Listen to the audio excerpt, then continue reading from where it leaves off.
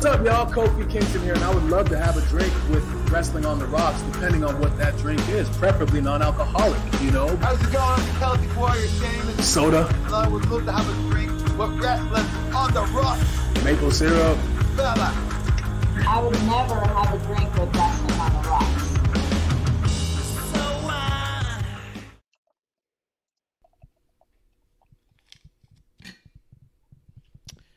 Guys, welcome to the first episode of Wrestling on the Rocks. I am Marsh. Every episode is our first show. Kev, go ahead and say hello. Hello. There he goes. He did it. He nailed it. First try this time. Yes. That is Kevlar on the Rocks with an X, if you're looking for us on socials. Let's start real quick. Award show. Yeah, today's the day. Award show. We're doing year-end awards today, giving out Klumpies, Kevvies, and Marshies. I think more Klumpies than normal. Let's start with just what's in our glass. Let's start there. Right now, you will notice the absence of Klump. We are going to buy a little bit of time. He's going to join us shortly, and so there are topics we are going to wait to speak on to give him the opportunity to speak on. So we are going to start off a little bit here with what's in our glass. We're going to talk briefly about Smackdown and RAW. Then we're going to get into the news and then the awards, like so. Yes. Kev. Yes. Hey. Yes. You there? I think so. Yeah. What's in your glass? There's going to be a few things tonight. I got a sampler pack from... What? I just like that. A few things. There's gravy. Yeah. A little bit of dinner in there. Yeah. No, but I got a sampler pack from Four Peaks. Very cool. Phoenix brewery. They came with 5 different beers. Has Kilt Lifter, Hop Knot, Golden Peach, Golden Lager, and Gilt Lifter. And of course, Scottish style ale because we love Drew McIntyre. That's correct. That is correct. And I might be taking a swig or two from good old Crown, my new flask. From the new flask? Is that a holiday flask? You get that for Christmas? Yes, I did. What does it say on it? I put a Wrestling on the Rock sticker. Oh, even better. WWE sticker. One of a kind. One of a kind. I am having Terramana, except this time I'm having Reposado. I don't know how you're supposed to say that stuff, but this is the gold version. So, having a little bit of that, I'm going to pour myself a glass. Kev, let's start real quick. What was your favorite thing on SmackDown? Smooth. That's a What's full that? glass. There's plenty of good reasons to drink this week. I'm going to throw it out there. There's a lot of good reasons to have a few drinks. That's why I went for the variety pack and the Crown. Yeah, the variety pack and Crown. Like, there's no way I'm getting through this show without 6 beers and a few shots. Yeah. Gotta warm the whistle for the awards show. Yeah. You want to be ready when you're ready to present. You got to be ready to present. Yes. Kev, so something interesting about this. This is the highest rated SmackDown since I believe their debut on Fox, which would be when The Rock was there with Becky and Baron and all that, October of last year. Wow. Kind of nuts, right? It was on Christmas Day or Christmas Eve? Christmas Day. It aired on Christmas Day. It opened up with Roman Reigns and Kevin Owens in a steel cage match. I think that's an amazing way to start off the show. They had a huge lead-in from the NFL, but it also looks like people stayed for about the first hour, and then after the first hour, they started to dwindle some, and I guess by the end of it, it was around 2.5, 2.5, 2.6 mil, which, again, we don't talk a lot about that as far as like knowing what all that means, other than that was a really healthy show of viewership, which is really cool. Yes. They got in their last hour what they typically strive for overall, so really cool. I think also if you're having a bunch of NFL fans tune in, what better sight than a steel cage right there and Kevin Owens and Roman Reigns beating the shit out of each other with Jey Uso getting involved. Like, yeah, I'll probably not turn off the TV yet. Even if I'm a casual viewer, I'd be like, oh, wrestling with a cage? these guys look like stars. Let's do this. Yeah.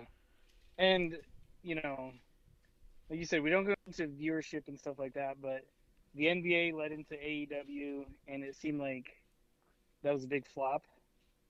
Yeah, they didn't hold on to them for... all the criticism that... Yeah, all the criticism that came with it. And then for the NFL to go into Smackdown, like you said, you hit a home run by throwing a steel cage out there. Some, former wrestling fans will see that and be like, oh shit, I used to love cage matches. Let's watch this. And then, for it to be a great match, they nailed it. Yeah. It was just so smart. When you kind of looked at it, when they first did it, I was all like, what? I was like, why would you open the show with this? This could headline a pay-per-view. And then once all that stuff started coming out, I went, oh, because they're smarter than me. That's why. They've done it yet again. They've proven me imbecile. Yeah, how smart. It happens from time to time. Yeah, we're happy to eat crow. We're happy to be wrong. We love to get worked. That's the life of a wrestling fan. Yes.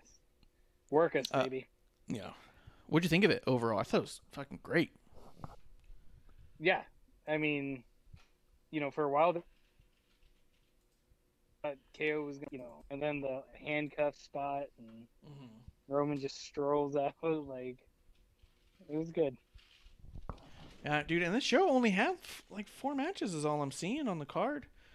I keep looking at it being like, this can't be right, but after this was the women's tag match, which was Asuka Charlotte versus Bailey and Carmella versus Sasha and Bianca in an elimination match, which, by the way, we had a little fireside powwow, you and me, the night before. Remember what I said? I said I hadn't read any spoilers. I said, mark my words, though, Bianca and Bailey are in this match to eat the pins. It's like no one else there. They're willing to look weak right now. Mm-hmm. Who's in the chat? Hey, Lenisa. Thanks for coming through. What's up? Cheers. Say, don't let Klump jump in while he's driving, by the way. Don't let him jump in while he's driving. I gotta get into the chat. My chat's not even open. I mean, it's just the first show. It's only the first show. Oh, and thanks for coming all through. Y'all are growing up. Thanks for subscribing. Woo! Subscribed for 9 months. Woo! Thank you. Cheers. Woo! Thank you. Whoa! No! Hello? See the double K. Hey! Are you driving? He's on his way. He's doing it.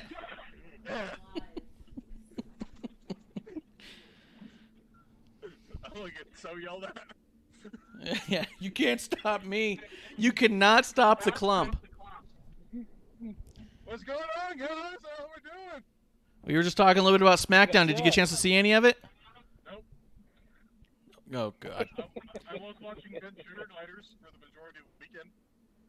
And still, Sugar gliders? yeah.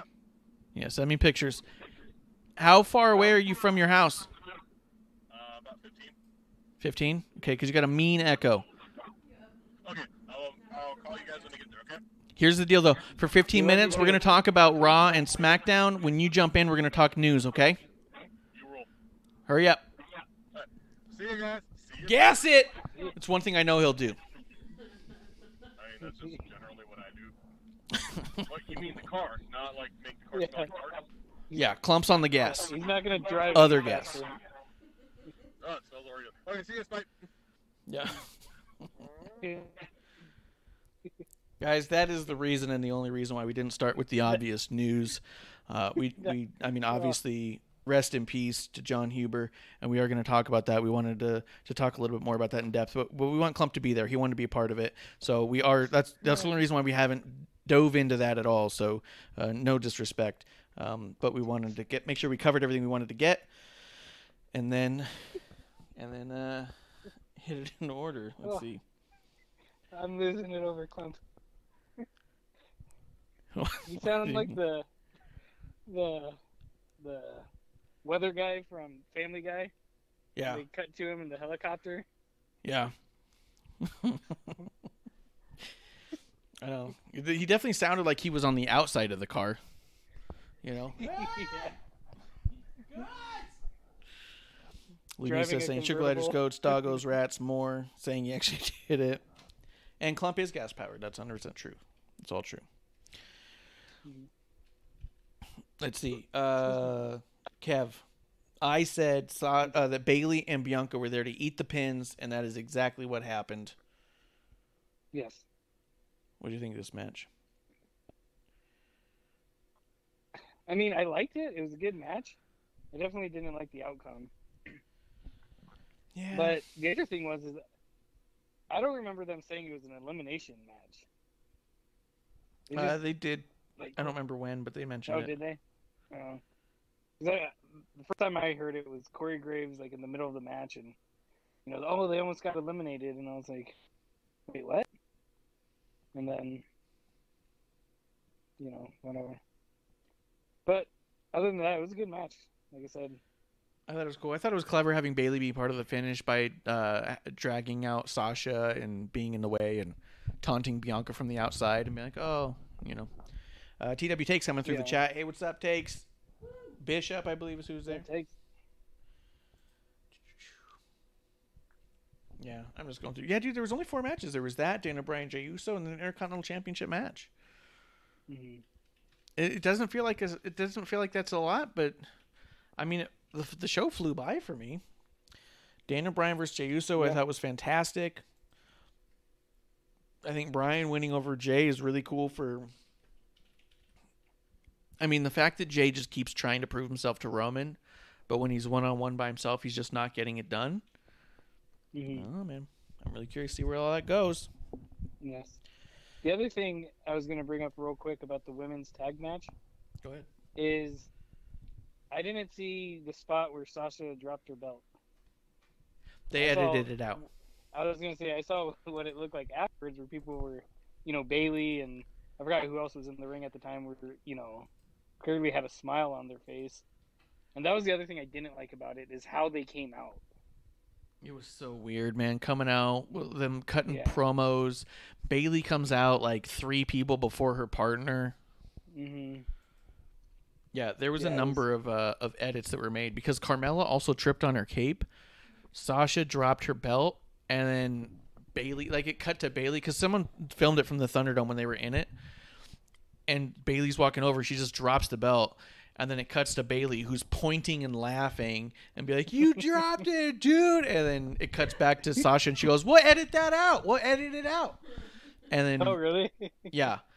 And then in the when the actual plays, it was just showing the Thunderdome people, just like in 2 different shots that seemed like, what the fuck are they showing people sitting there doing nothing for? It's because they had shots of Thunderdome and only shots of Sasha dropping the title.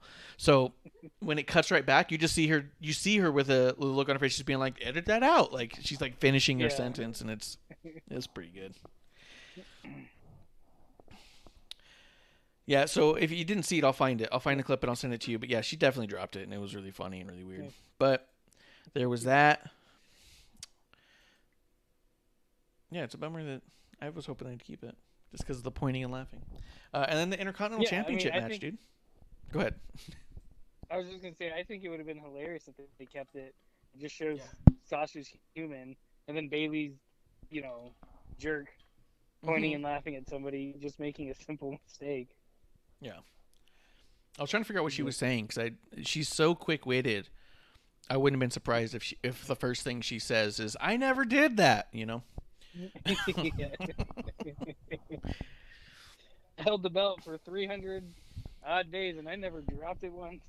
Yeah, I only dropped it once. Yeah, exactly. It's the Intercontinental Championship match, dude. Sami Zayn versus Big E in a lumberjack match. They did an awesome job with this. This was fantastic. Yeah. I know we talked about if they were going to try and come up with some weird, clever way to make a count-out happen during Lumberjack. And I think Sami Zayn got close because he, straight up took off. And then, who was it that snatched him? Someone snatched him up real fast. Apollo. Yeah, Apollo just tore off for him. And you're just like, fuck. Yeah. But this was an awesome match. Yeah. Awesome match. Great win for Big E. He's celebrating. What a great shot they got too of Sammy just sitting there crouched down with his hands in his face, like crying. And as it pans out, you just see everybody celebrating with literal confetti flying all over Big E. I mean, Sami Zayn didn't get that reception when he won any of the times he won the IC title, so it's just more fuel for the fire for that storyline, you know? Yeah, and I'm glad that Kofi and Xavier didn't go out there. I was like expecting them to show up and I'm glad that they didn't. Yeah, I thought that was smart. And then on Raw, when New Day shows up, they're wearing a Big E shirt, and even when they're doing their entrance, they're like, or pulling on the shirt and like, "What's up, Big E?" And they were like doing the title motion over their stomachs, and I was like, this is exactly what Kev's been saying he wanted to see more of, was them staying separate but shouting out to each other. But they listen to us. Dude, they're always listening, always watching. It's obvious. Yeah. We're influencers. We're not like social media influencers. We're like WWE creative influencers. It's a little different. You get a lot less follows, but you make a bigger splash. A lot less money. Yeah, a lot less money, a lot less sponsorships. Speaking of sponsorships, Terramana, please send us a free bottle. That's all we ask. That's it. Let's see. And then Takes in the chat says, when you guys said, has there ever been a count out in a lumberjack match? He goes, I laughed hard. The idea of that execution. Yeah. Yeah. And Sammy got close. The fact he like ducked out and like what made the lumberjacks start fighting each other and crawls beneath them. Borderline cartoonish and somehow perfectly conniving. Yeah. I wanted that to, like, I wanted it to happen so bad. Especially since we talked about it. I know. I was like, it's happening! It's happening! Yeah, so stoked. But alas, it did not happen. They had other plans, and now Big E's the champion. I did post on my social media as a drawing. I did a Big E. I've been doing a lot of like black and white championship drawings, and I don't really pitch those a lot on here, but if you go to my Instagram, @MarshRef, or my Twitter, @RefMarsh, you can check out some of my drawings. That one took me a couple of days to do, and I'm really happy with how that one came out. But, Kev, anything else on SmackDown you want to say other than it was the highest rated show that's happened post-pandemic of any wrestling show at all? No. I mean, it was a good show. Like you said, it was weird that there's only 4 matches, but kept us entertained for 2 hours and 4 matches. It was so fun. Yeah. I mean, that's what I was looking at. I was like, why was there only 4 matches? Like, I only remember 4, but I feel like there had to be more. I'm just not seeing anything about it. This is not typical. Yeah, this isn't right. How do you do 2-hour shows with only 4 matches? What is this, AEW? Yeah. No, they get the casual viewers. Oh! They kept their NFL viewers. Wow. Yeah, and then Jericho posted that shirtless picture and say, hey, @NBA. Oh, my God. Stop. He ended up deleting it. I didn't get a chance to read the comments, but oh, my God. I bet you that was bad. I'm sure they were a hoot. I have a feeling the comments in there were like big time, especially because he added NBA. Anyone who's just searching NBA was going to come across that. Well, no. He wasn't doing the National Basketball Association. His NBA stand for nothing but ads. Nothing but abs? Yeah. Well, dude, but it was the ad. Can you imagine you're scrolling through there because you want to catch the news? Oh, what's going on with the NBA? And all of a sudden you see a picture of Jericho doing the blue steel Zoolander duck lips, holding it in as hard as he can while you still see the flap over the... dude, I don't post pictures of myself online shirtless because I know what that looks like. But some people have no idea what they look like, and it was so funny to me. I wish I had a chance to find those comments because there's no way it wasn't a ton of NBA fans going, what the fuck is this? How did this get here? Can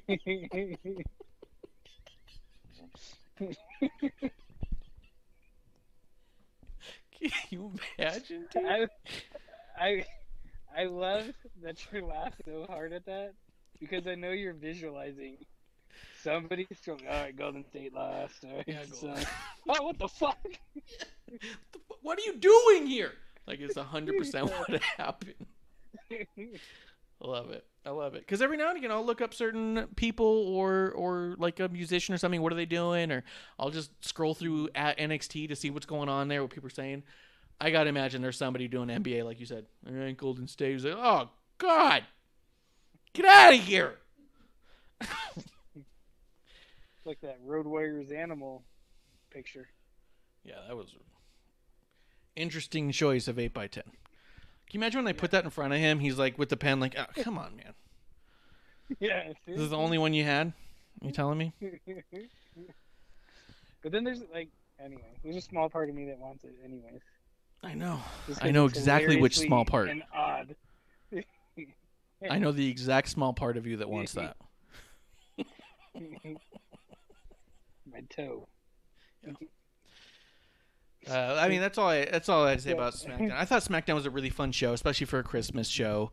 It's the kind of thing that if your family's watching NFL and then it ends, you can leave the TV on for a while and still enjoy it. And I think they did a great job with it, and it was highly entertaining. Well, how many people passed out during the NFL and then woke up the second hour of Raw and was like, ugh. Is NFL that boring? It's putting everybody to sleep? That game kind of was. Really? Which game was it? It was the Saints and... Oh, no, I'm thinking of a different game. Never mind. All right,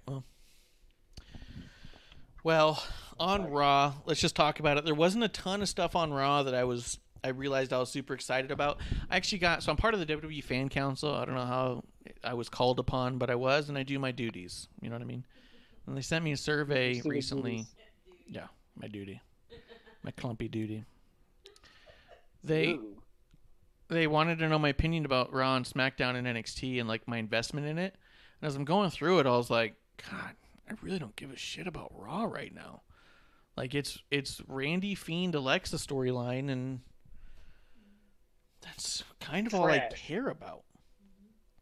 There's other stuff that's not bad, like Keith Lee and Sheamus. That storyline between the two of them specifically isn't bad. Dana and Mandy as a team awkward. I have hope for, but I don't know that that's going anywhere. AJ, same thing. Yeah. I'm not even that upset about Retribution overall, but there's still not a lot of progression there. Yeah, when I just looked at it, I was like, there's no storylines except for Fiend on Raw that I care if I miss. You know what I mean? Yeah. Well, and especially with what I was going to say was, especially with the world title, that, you know, they've been talking about this Legends Raw coming up next week. Mm-hmm. And then all of a sudden it was like, hey, your two tag partners that can't get along are going to fight each other for a chance for your belt. And I was like, wait, that makes no sense. Yeah.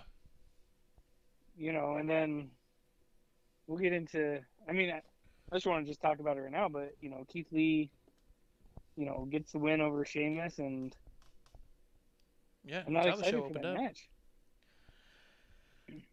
I'm not. I was more excited for Keith Lee versus Sheamus. Now let's talk about this. It did open up with a graphic for R.I.P. Jon Huber, and like I said, we're going to talk about that as soon as we're done with this when Klump gets on. And they did do that. Drew came out, started his promo with "It's Monday, you know what that means," and yeah, which were obviously the catchphrase of Luke Harper, as well as everyday tweet of Brody Lee on Twitter. So it was nice. There was a lot of little homages in there. A lot of discus lariats were aplenty. Mm-hmm. Xavier Woods even did the hands to his mouth and the kiss right before he did his. Yeah. His armband said Brody. T-Bar came out and did the Luke Harper thing with the hands over the head going out.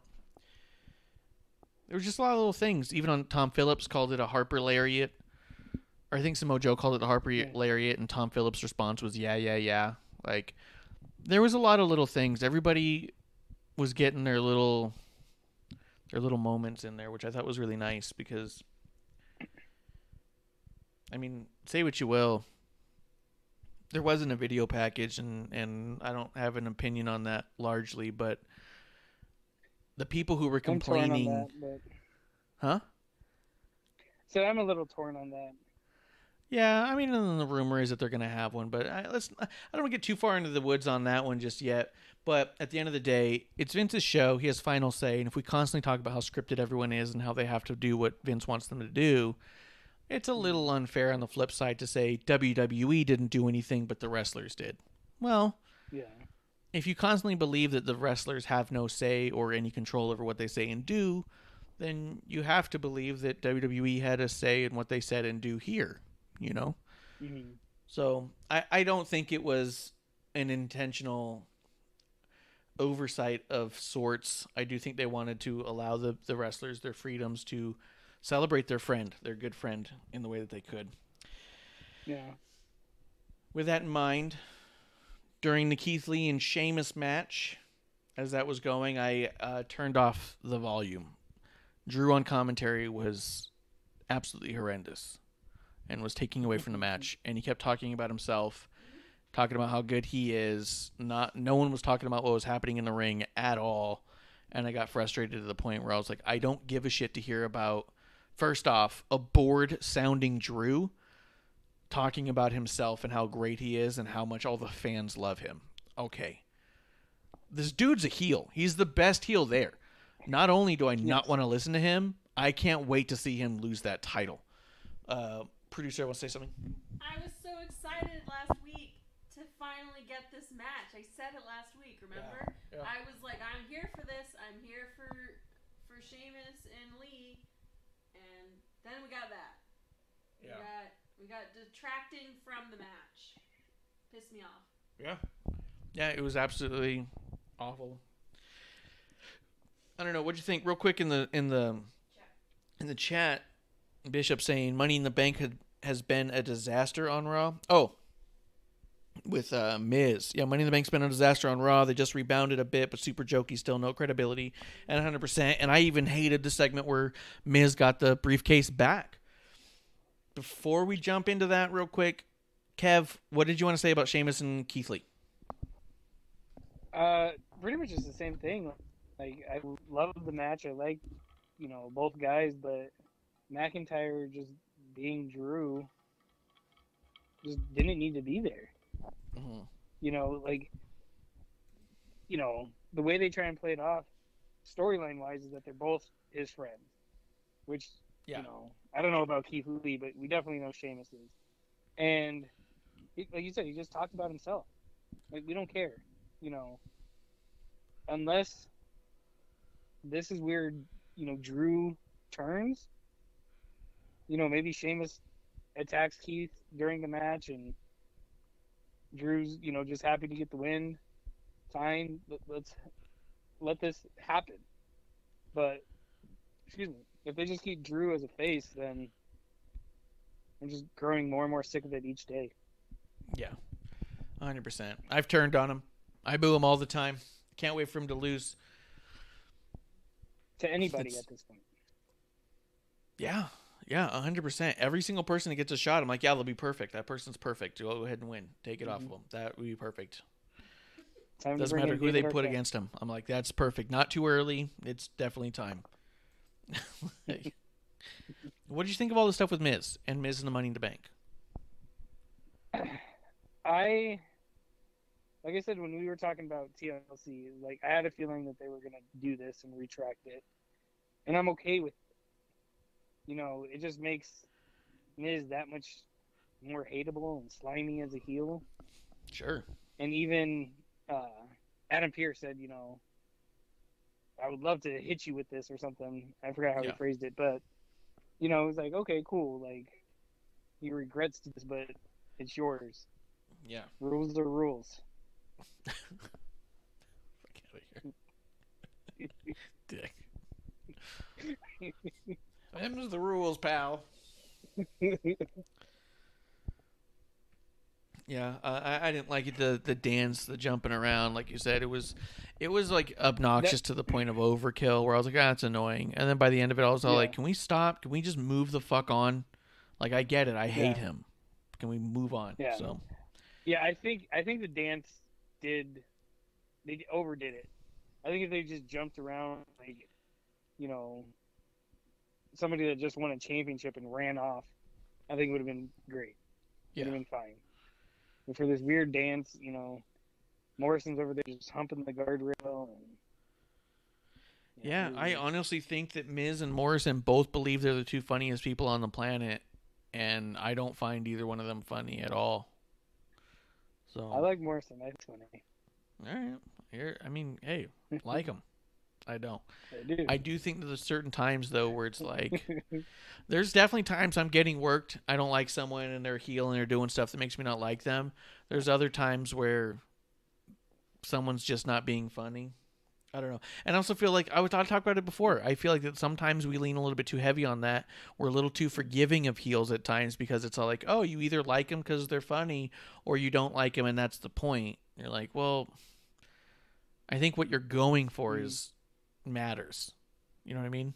If you're honestly going for laughs, it matters if I think you're shitty anyways. If you're hoping no one finds it funny, then that's a whole other thing, and that's getting worked. You know what I mean? Yes. Perfect. Klump's made it. Klump's made it. He's leaking. Klump's got a slow leak. It's the Klump trumpet. Yeah. The Klumpet. The Klumpet. Let's see. So I guess as far as Raw, as we wrap up Raw, you're gonna need to find a new keyboard immediately. Really? as we finalize the Raw stuff here real quick, Kev, was there anything you had to say about Charlotte and Nia, or her business, and Jeff Hardy and them? Like, that stuff was just pretty static to me. It was just kind of is what it is. Yeah. The only other thing that I thought we could talk about at all was Alexa and Randy, obviously. Yeah, I mean, I think that's pretty much it. I mean, the 8-man tag I was not interested in the least. Yeah, I wouldn't say it was a bad match, but I definitely wasn't interested in it overall. What I was very interested in, Klump, seriously, mute yourself or something. You're coming in hot with all those keys. And then we'll pitch to you in a second. Anyways. They are the Alexa stuff, dude. She was going fucking nuts here. She challenges Randy Orton to meet her in the ring later on tonight. She gets out there. She fucking douses herself in gasoline, lays down in it, and says, "Set me on fire." Like, Jesus. Yeah. The whole promo, though, part of me, I'm just like watching it, and I was like, this is Dolph Ziggler shit, but extreme. Like, it should have been me. It should have been me. It was nuts. Kev, what'd you think of this? Same thing. Like, when it was going on, you know, first she put the little line from Randy to her, and she's like, light it. I'm like, I'm just going to get your boots a little fiery. Then she, you know, does the little circle. Then she douses herself, and he's like, oh, shit. And then, you know, Randy's over there saying, you know, I'm thinking about it. Yeah. I know this is what you want. I want to do it. You want it. Dude, why that was do you want sick. it? And stuff like that. Yeah. And it was like, oh, you know, and then the thing, you know, then at the end when the scenes, I don't know, what do you call that, an intro? Where everything starts breaking down. Yeah, the little, whatever they call it, yeah. And then you see Randy with the match. And you're just waiting for him to drop it or toss it and stuff like that. And then the fucking show ends. Yeah. I was pissed. But I was pissed because I was worked. They worked me on that one, I'm sure of it. Because 100% of that is we wanted more. You wanted to see more. I want to know what happened. I got to know what happened. What happened? Yeah. And then they're all like, yeah, it's like a legitimate, honest cliffhanger. Not a, I guess we'll see how this match goes out later. Like, even when all the Drew and Randy stuff was happening where they're just punching each other as the thing goes on, I'm like, I wonder what happened. No, I don't. They punched each other till they stopped. Yeah. But this one, you're like, did Randy Orton set Alexa Bliss on fire? This girl is on fire! Klump, did you see any of this segment where Alexa actually called Randy a bitch? She says, bitch. No, she said, you bitch. Bitch. Klump, did you see any of it? Nope. No. When you get the chance, or maybe after the show, I'll just send you a few clips of this last segment. It was nuts, dude. It was just crazy. Yeah. I don't have anything to say about that other than I can't wait for more of it, and Randy, Fiend, and Alexa is the best thing on Raw. Yeah. Do you think? Oh, TW takes? You want to fucking hear about it? He said, imagine being in the Thunderdome and the feed cuts off. I was in the Thunderdome. I'm in the Thunderdome every Monday. And as he's holding the match, it goes all black for a second, and I could hear the producers in there going like, all right, there's a countdown, 3, 2, off the air. And then it just cuts to the like, thank you for coming to the Thunderdome. And I was like, fuck you guys. You out of your mind? Yeah, I was heated. Do you think they're gonna? Do you think they're gonna keep Alexa off of like all social media for at least a week? I think she was on today posting about Brody. So that's a good lead in. I think for the most part, though, she's done a pretty good job of balancing the TV versus the social media. She keeps. So we'll see how that goes. Klump, I'm glad you're here. I'm glad you made it. I'm upset that this keyboard suddenly is not great. All of a sudden. Yeah. This is literally the same keyboard I've used for like a while, and you guys not had an issue, but now it's like an issue. I wonder if maybe you're just typing super hard all of a sudden. Maybe you're all hyped up and amped up. Maybe you did a lot of Mountain Dew running in there, getting your adrenaline going, and you're just typing harder than you've typed in a long time. That could be. Nope. Not at all. It's the this is my same blood pressure. The adrenaline from rushing home to join us. Yeah.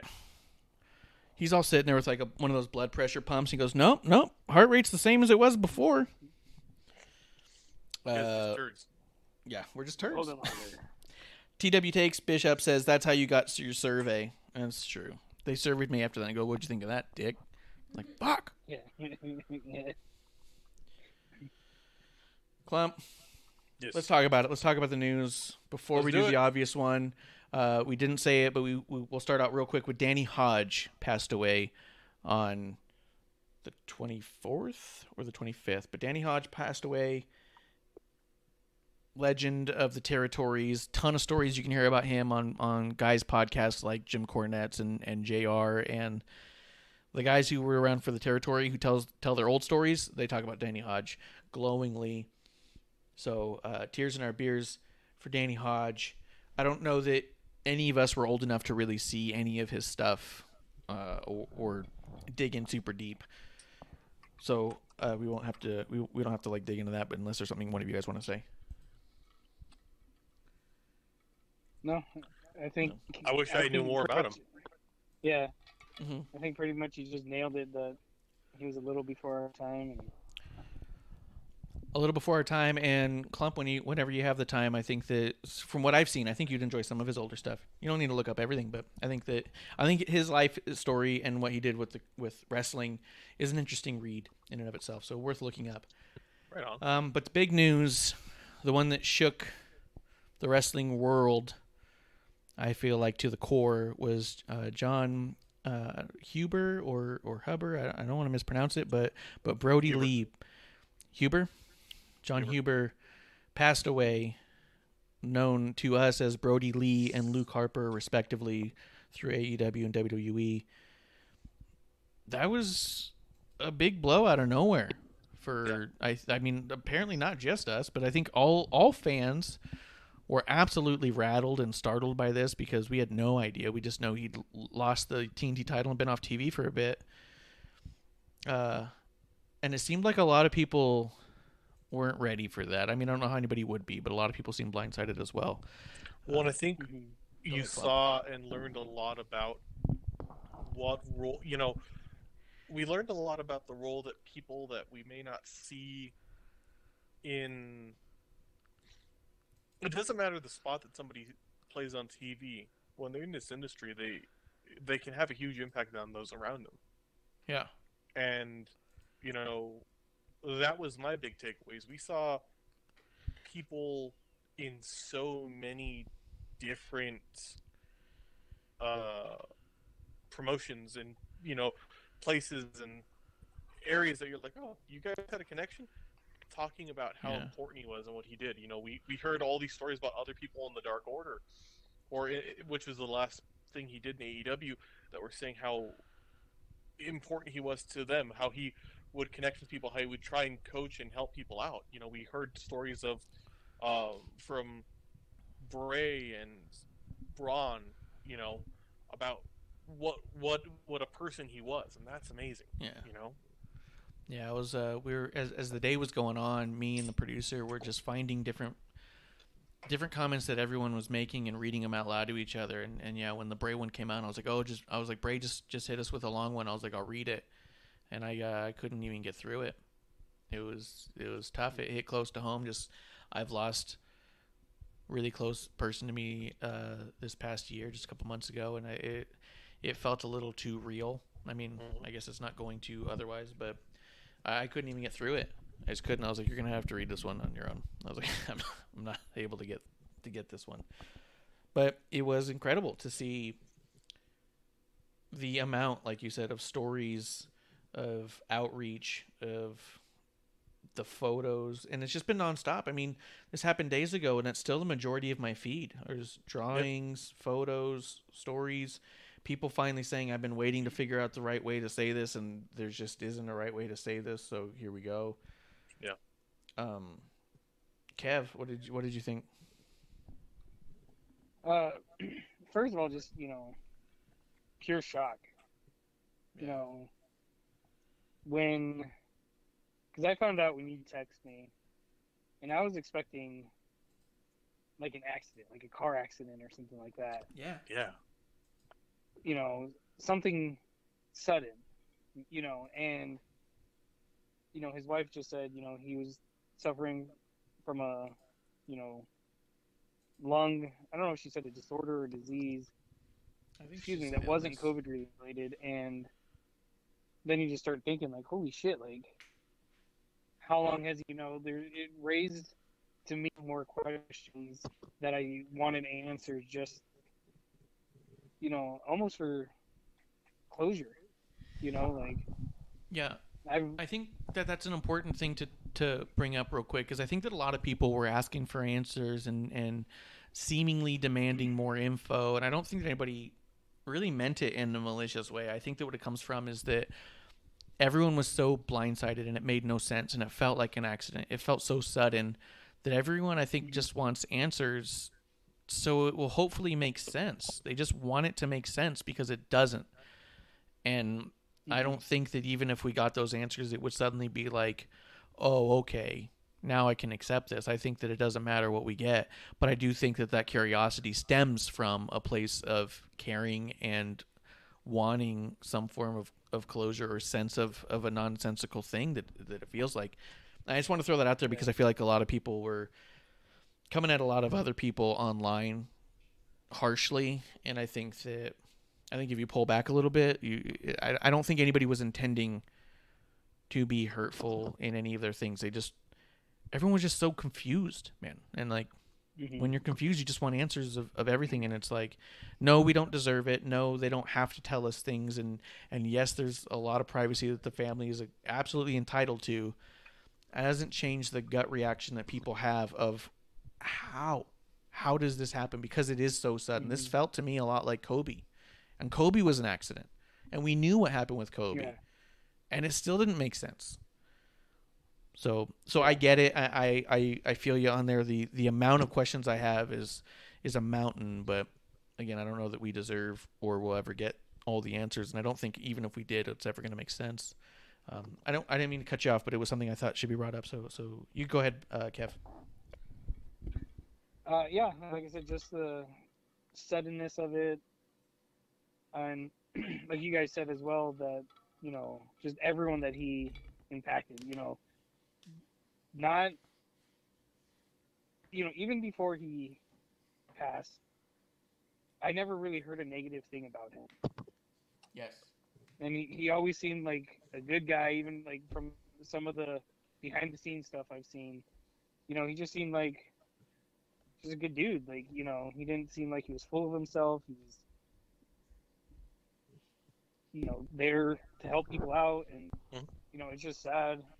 And I know we briefly talked about it with the, I guess a bunch of people were complaining about WWE not doing a video package, and stuff like that. And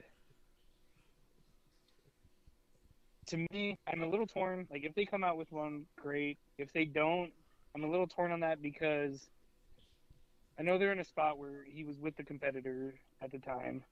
But to me, this felt very much like Pillman or Guerrero or even Benoit, where it was just out of nowhere.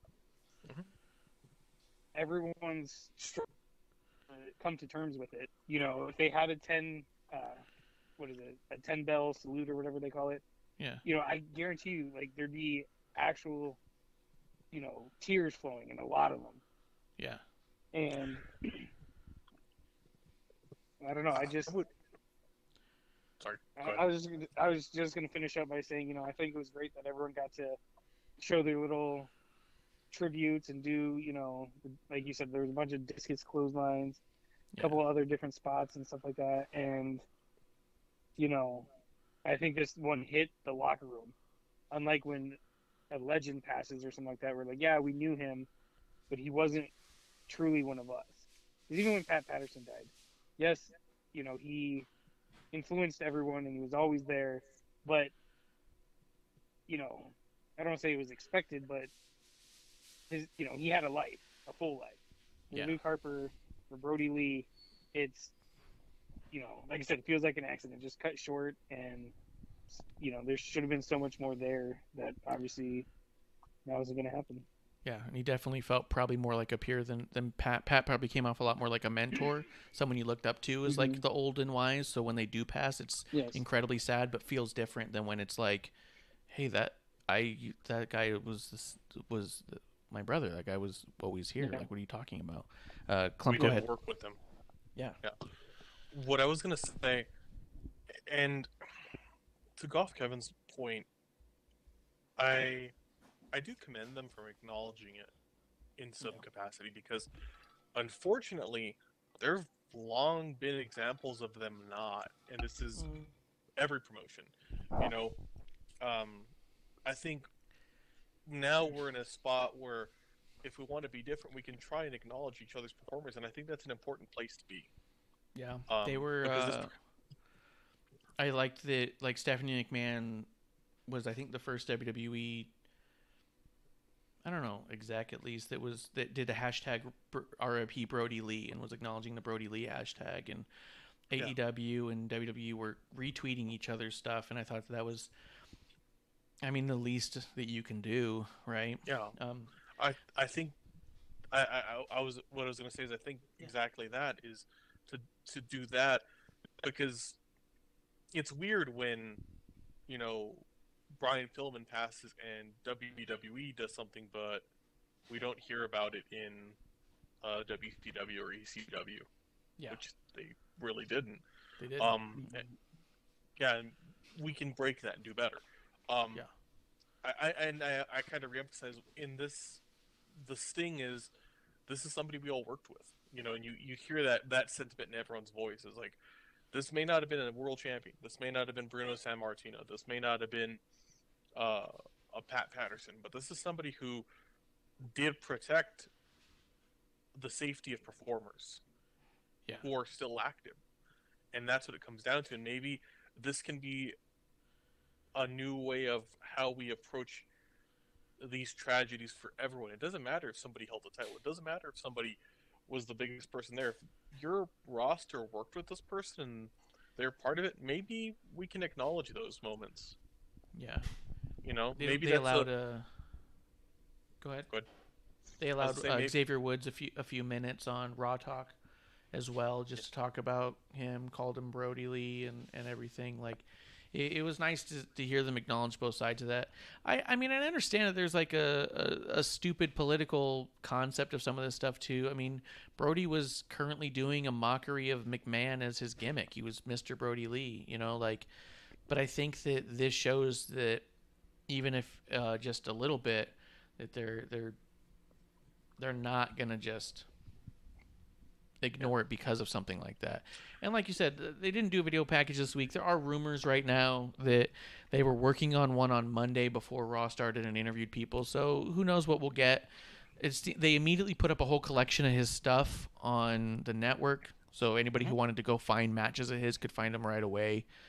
I don't know. I think where I come from is I don't know the right way to handle this from either a business standpoint or a grief standpoint, and I don't know that any of us online are qualified to A, tell a business how to run in a time of tragedy, or B, tell people how to respond when they've lost someone so close to them. I feel like it's also unfair to be dismissive or negative toward the response WWE had. And this isn't us. We've been good, but it was upsetting this morning. I woke up and I opened up YouTube and I saw a bunch of videos that were like, people are upset at WWE's response. It's very hard for me to be critical of any promotion in this point, because I feel like letting, you're right, when you let Xavier Woods talk about it and be frank about it, that's not coming as a shock. That's not an unscripted moment. That got permission, and letting him be open and letting your talent be open is an amazing thing, and they did that. So yeah, WWE is aware.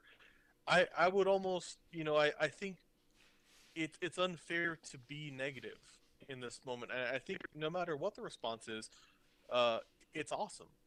And I think my ultimate like appreciation for this might be if we came out of this and said, hey, we don't want these moments to happen, but if somebody does in our industry, in our brotherhood, in our past, we can acknowledge it like we do here. We're not a promotion, but we're a small show. We talk about big and small people who pass, whether or not they ever made it to a TV show. If we hear about it, let's talk about it.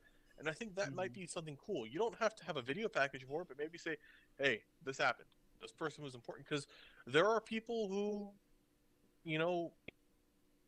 at the end of the day, they're part of this crazy, weird world that we enjoy. Yeah. Yeah, and that we get attached to on a level that I think it's a weird fandom. And to be honest, I'm part of it. As wrestling fans, we get attached to so much of this stuff, and we feel so close to this stuff that you don't get from other TV shows or other sports. I mean, you also don't get other sports where they set people on fire as retribution for something. But name themselves Retribution for not retribution. Yeah, just because they want another tag partner.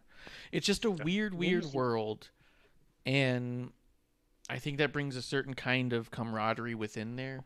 Reffing a little locally and having been in a few little locker rooms here and there, like you can feel it already with the people who have seen you there once or twice before. I've only reffed a handful of matches, but even then, like afterwards, they would message me online and, oh, how are you doing, this and that, like, oh, I haven't seen you since this match or that. And it's like, it's this weird camaraderie because it's a weird little world to be a part of. So I can only imagine.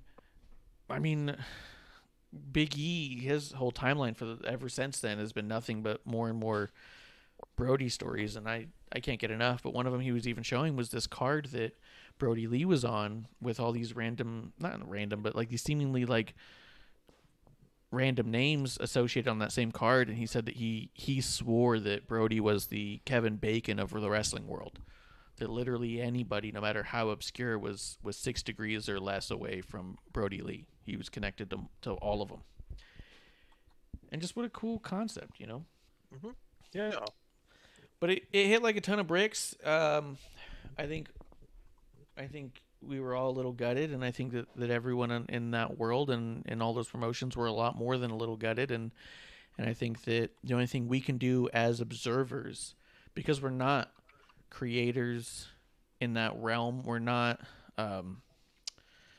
contributors, we just are watching. We're just observers, just watch it play out. Trust that everyone's following their heart on this and trying to do what they feel is right, what they feel is the best thing to do, and see how it plays out. Like before condemning or overly celebrating, you know what I mean? Just like let it be what it is. This is one of those times where I think it's really, we as fans truly just need to sit back and just watch and appreciate all that we're getting. We're learning a lot more about a guy than we've had the opportunity to learn, and I think that in and of itself is a great moment that we can just kind of soak in, personally. Yeah, I think like a fair way to look at that and, you know, state that is that, and I'll be honest, I'm trying. This is the only thing I'll say about kind of feeling a bit bitter about how people took it negatively regarding promotions. It's really hard for me to imagine a space where you can let your grief be heated by a feeling disdain for emotion. Yeah. And I think that's where we need to stick, is that this person we care about, we enjoyed, and we're hearing these amazing stories, we all should kind of enjoy it. Because right now what's cool is you know, we're not the biggest fan of him in his last role, and I don't think any of us had a lot of, I mean, when I started watching WWE, he wasn't a figure that stood out. He felt like a figure that he had moments where I was like, wow, that's cool, but then it disappeared. Yeah. But we're hearing these stories, and you know what? My appreciation for him is tenfold what it was, because of how I'm hearing about his effect on those around him. Those people who, in their roles now, I'm like, wow, and it's making me think, I might not know a shitload about Tyler Breeze. Yeah. But damn, Tyler Breeze, you know, has an important role in people I care about's lives, you know? Yeah, 100%. I mean, we've always, I mean, me and Kev, I think when we went to Elimination Chambers, first pay-per-view we went together, we were the most excited, I think, about Randy versus Luke Harper. We were talking about how this was going to be the match that was going to steal the show. We loved both those guys so much. Mm-hmm. We always appreciated Luke Harper, and we always wanted more for him. Because you always want your favorites to be champions of all things always. But yeah, there's definitely incarnations he had and ebbs and flows in his career that I wasn't a fan of that part. But at no point did we ever say he's just not good or he doesn't seem like he should be there. It was always like, I'm not a fan of this presentation. But 100% of the time we would talk about him, the feeling was always out of respect for his work and liking him so much. It's always a little disappointing when you don't like what they're doing right now, when you like them so much in general. Does that make sense? Yeah. Yes. No, I agree with that. I'm going to throw this out there real quick. Bishop's in the chat from TW Takes Podcast. He says, in this world, the only thing anyone should owe anyone is respect. To think, quote, WWE owes us a display on how much they care or an explanation on why there wasn't more is foolish. I saw respect given. Yeah. And that's true. Yeah. I mean, any showing of respect, like I said, I'm not going to tell a business how they should handle things. And I know that, this is bigger than business. Yes. That doesn't mean that business isn't a factor. And I don't know the right answer with any of that. And I don't know how I can tell any of these people how to grieve or how to celebrate or how to commemorate.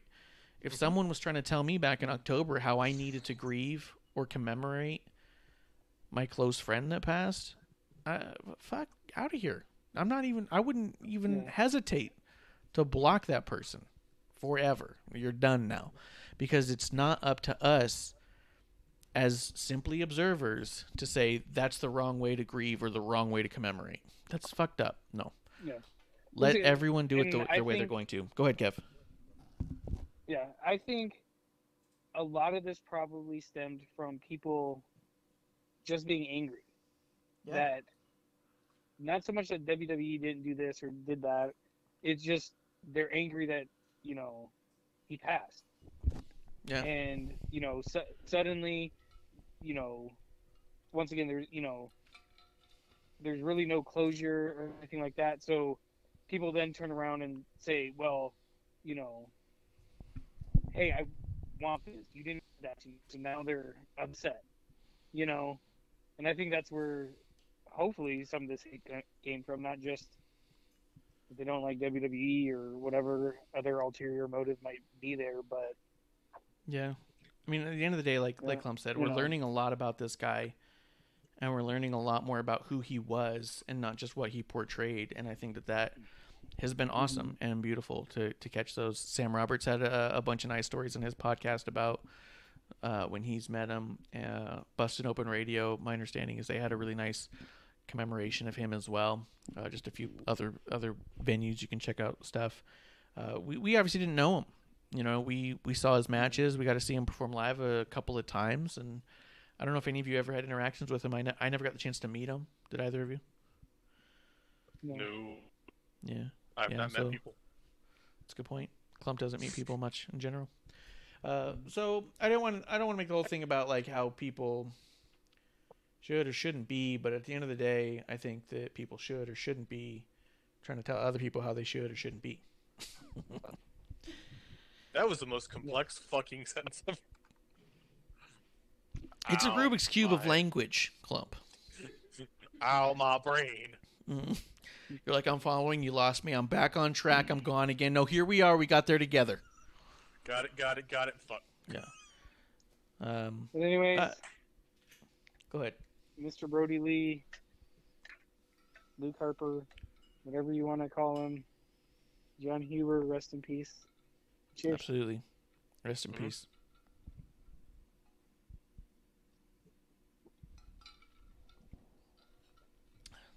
But I am excited about any more information we get about him as a person. So I'm going to keep refreshing my feed and watching every video that comes along. Guys, I think with that, if you're ready, we can get into our Boozy Awards. We'll be giving out Klumpy's, Marshy's, and Kevvy's. How do you guys feel about that? This sounds like something a very, very white woman would call her husband. That's why I came up with it. That's how I came up with it. Sierra, does she call you Kevvy? And if she does, that's upset. No. Good. God damn. I'm just kidding. No, it's terrible. It's a totally terrible idea. Don't ever say that in front of Aaron. If I hear that, I'll slap you, Kevin. No, it's how I came up with it. I used it all the time. When I went over there to sit by the fire, I was like, Kevvy, bring me the ice cubes. That's how we talk in real life. Kevvy, guys, I was thinking, stogie? did you guys do the list just from the top down in the slammies thing and then add ours at the bottom? Yes. Kind of. Yeah, it's kind of how I did too. So I was thinking about we would go bottom to the top and then do R2. Okay. Does that sound all right? Guys, let's start off. Let's do it. I'll tell you right now, we're going to start off with Referee of the Year. As Marsh Ref, I will be the first one to give out the Marshy Award for Referee of the Year. There was a Ref of the Year category in the Slammies? Yes. Uh-oh. Didn't you read the article I gave you? I sent you the article, dude. Okay, how many do you even have there? You've got like, what, 6 or something? Yeah, pretty much. All right, well then while I'm talking, you better think one up. Think one up. Okay. All right, Referee of the Year, as awarded, a Marshy to the obvious choice for anyone who's been watching in the year of 2020, Bayley. Bayley is Referee of the Year if it were not for her stepping in as a role model at Extreme Rules and awarding the match to Sasha Banks. I mean, pandemonium would have broken loose. She stepped up and she stepped in to the role of referee. She wins the Marshy for Referee of the Year. Kev, who wins your Kevvy of Referee of the Year? Although Lunisa in the chat voted for me. So without this, none of it would be possible. Yeah. I just went obvious. I'm pretty sure it's the same one the Slammies picked, Charles Robinson. Yeah, he won his first Slammy. Yeah, you can't go wrong with Little Mage. You can't. I thought he did a fantastic job. In the chat real quick while we buy Klump a little bit more time. Let's see, vote for me. Make sure to get your Klumpios. They're good for your farts. That's all good points. And TW Take says, Kevvy looks like how ref started. Marsh looks like how ref's going. Oh, that's funny as a thing. Yeah. Well, Yeah. Kev is dressed in his formal attire, which is classic referee. So, yeah, how things started, how's it going? And then Klump in the middle. Klump? No. In this Klump sandwich, who's your referee of the year? Referee of the year has to go to Charles R. Robinson. Yeah. And it's not to follow Kev's footsteps. Yeah. In part, yes, it is. But for the greatest match greatest wrestling match of all time. Mm-hmm. Yeah. Greatest wrestling match ever had Charles Robinson, and I think that was for a reason. Yeah. I think honorable mentions would be like Jessica Carr. I think she's done an amazing job stepping up and being part of some big matches this year. Aja Smith, fantastic job working. Through the pandemic, all these people, Eddie. Eddie couldn't handle things in Extreme Rules, so Bailey had to step in. That's why he wasn't on my list, because he couldn't handle the mist. So they have a guy named Rod Spider Zapata. All right. I support that one. He messes up a lot, but let's go on to the next category. Don't. But his name's Spider. I know, but every time someone's all like, "What the fuck is that ref doing?" It's always him, dude. Every time. Fucking Spider. I know. That's what I scream at my house so much, man. But the guy seems cool as hell. He does seem like a really dope guy. Kev. Oh, and then TW Take says Aja Smith, such an athlete as a ref, 100%. Not to take away from them at all, but if it's the first referee to ever get a slam, he's going to be someone. I can't knock someone for picking Charles Robinson.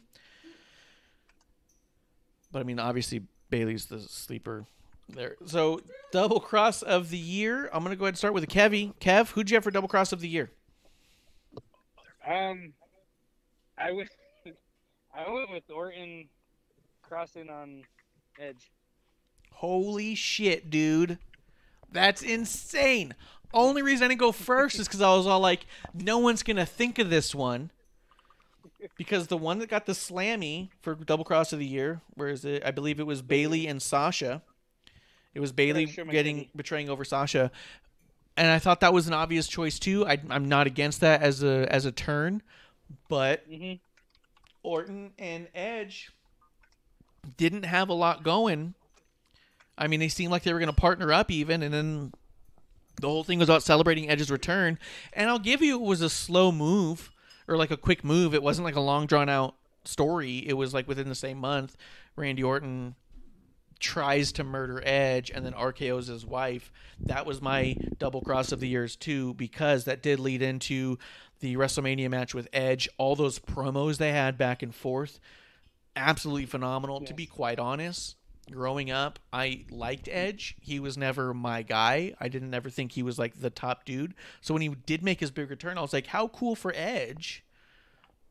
But I didn't feel like an inside, like, other than just being generally super excited that this guy made a return, I didn't have like a vision for like, oh, we can get this dream match or this dream match. I didn't have any of that. As Edge was playing through all that with Randy Orton, I was like, oh, this dude is definitely top tier, next level. People should strive to be like him. And it became very clear to me. That's why I also picked Randy and Edge, because we got the greatest wrestling match ever out of it. We got the last man standing match at WrestleMania. Go ahead. And to me, if it wasn't for Edge getting hurt, like, this would have been even better. Yeah. Oh yeah. Klump, do you have a Klumpy decided on double cross of the year? Yes. If you need you. Yeah. With not going with the slammy categories as they were listed on the WWE article I read. What are you talking about? I sent you the one I'm looking at.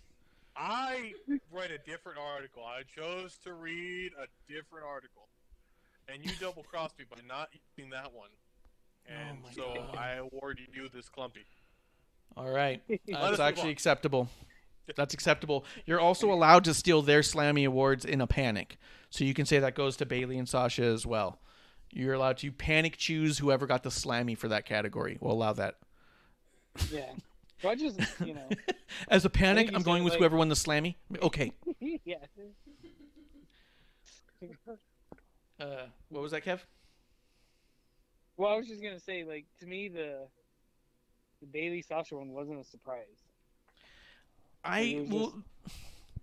We were all kind of waiting for it, but I do think that it had a tremendous build, and I thought that when I think of that double cross, the reason I think that might be the one that deservedly wins, part from what we say. Oh, just by the way, Klump, while we talk about it, the next one's going to be Celebrity Appearance of the Year. I do think that Sasha and Bailey, when I think of that double cross, I think of all of the stuff that got us there. And I know a lot of people were trying to say, oh, it was a rushed feud. She double crossed her, and then they had like 2 matches right away. I think of the entire pandemic time of them teaming up, them both rising to their collective power, being a team, helping each other out. I think of every interaction of that as part of the breakup, because yes, we always felt like it was lingering. There was always talks back and forth. Is it going to be Bailey or Sasha? And I felt like what happened throughout that whole story through the entire year made that moment important, because we knew we needed to get to the culmination of this story, and it had been a long time building. You know what I mean? Yes, sir. So I do have no qualms with Bailey getting that one in general, but I did pick Randy and Edge because to me that led us to those matches and got those promos. And I think after that, we'll go ahead and knock out Celebrity Appearance of the Year. I went with who got the slammy on that one because I literally couldn't think of another celebrity who made an appearance, which was Gronk. Future Hall of Famer, 24/7 champion, Gronkowski, also the White Tiger on Masked Singer. That's right. Dude! What? Spoilers. Dude, that was like 2 seasons ago. Yeah! Marsh Mark just ruined Masked Singer! Dude, if you couldn't guess that was Gronk on his first performance, man, then you've never seen Gronk. I don't know Gronk, and I guessed it first performance. Yeah. I thought it was Shaka Khan. Yeah, this is definitely Shaka Khan. That 7-foot white tiger.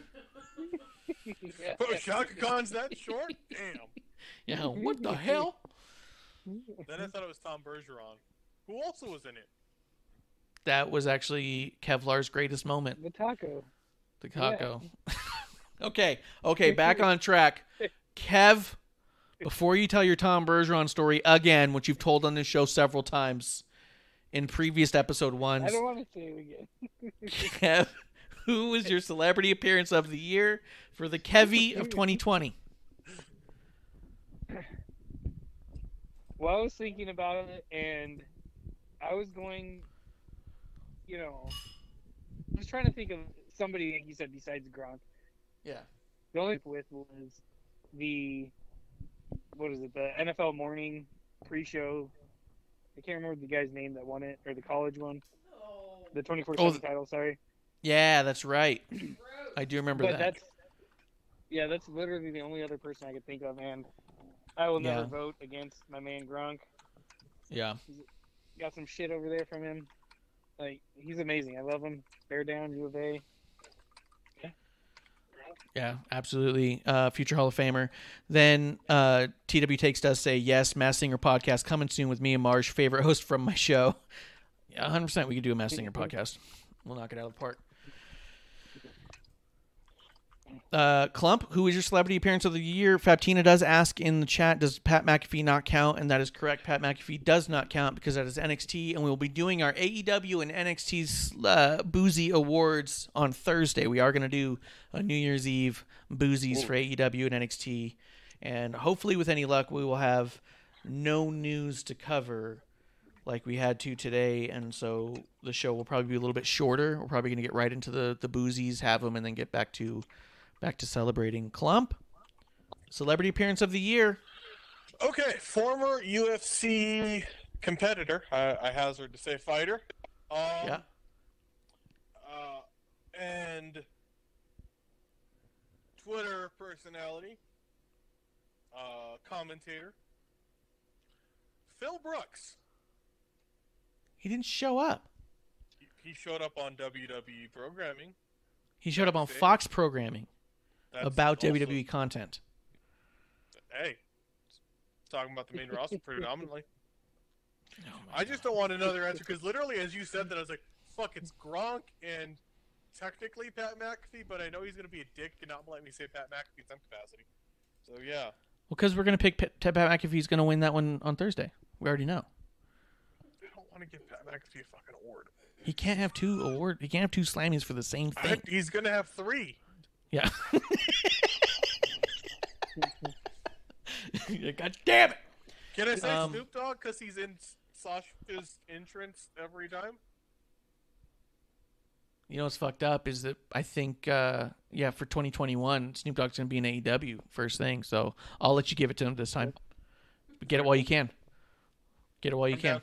Yeah, because for the first time ever, we heard his music as a part of Sasha's music and not for an entrance one-time thing. So, go ahead. What a safe vote. Vote for the Hall of Famer. The WWE Hall of Famer. Boo! Eric.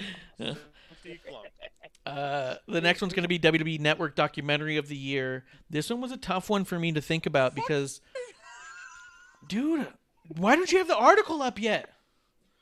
Because it's not in my message thread with you on the computer because we're not using Zoom. All right, I'm sending you another one. Scroll to the bottom and work your way up. WWE Documentary of the Year. The Slammy did go to Undertaker: The Last Ride, which I think is a hard argument to go against.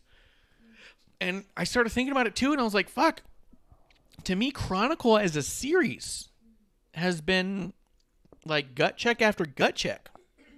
Live Forever. The one about Liv Morgan was incredible. It was so tough on this one just because, like, I don't know who does those types of documentaries better. Every time you watch one, you go, fuck, this is must see. And when I think about it, like, there was the Bayley Chronicle, the Braun Strowman Chronicle, the Jeff Hardy Chronicle, Seth Rollins Chronicle.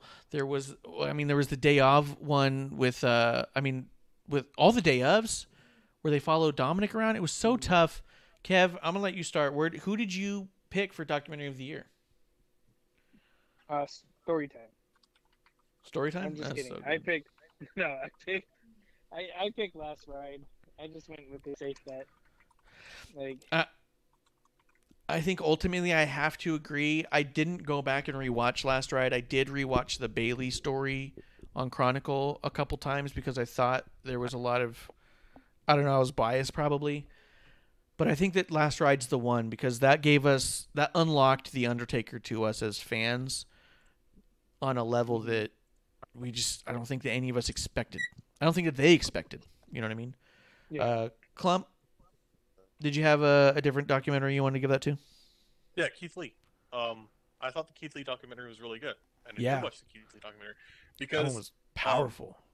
Yeah, and hearing Mark Henry put him over, hearing him talk about himself, I was so happy about it because I've been, as the years gone on, more and more frustrated with just like dirt sheet and YouTube videos where they say shit like, oh, he's got to go back to developmental. The dude can talk. The dude can tell a story.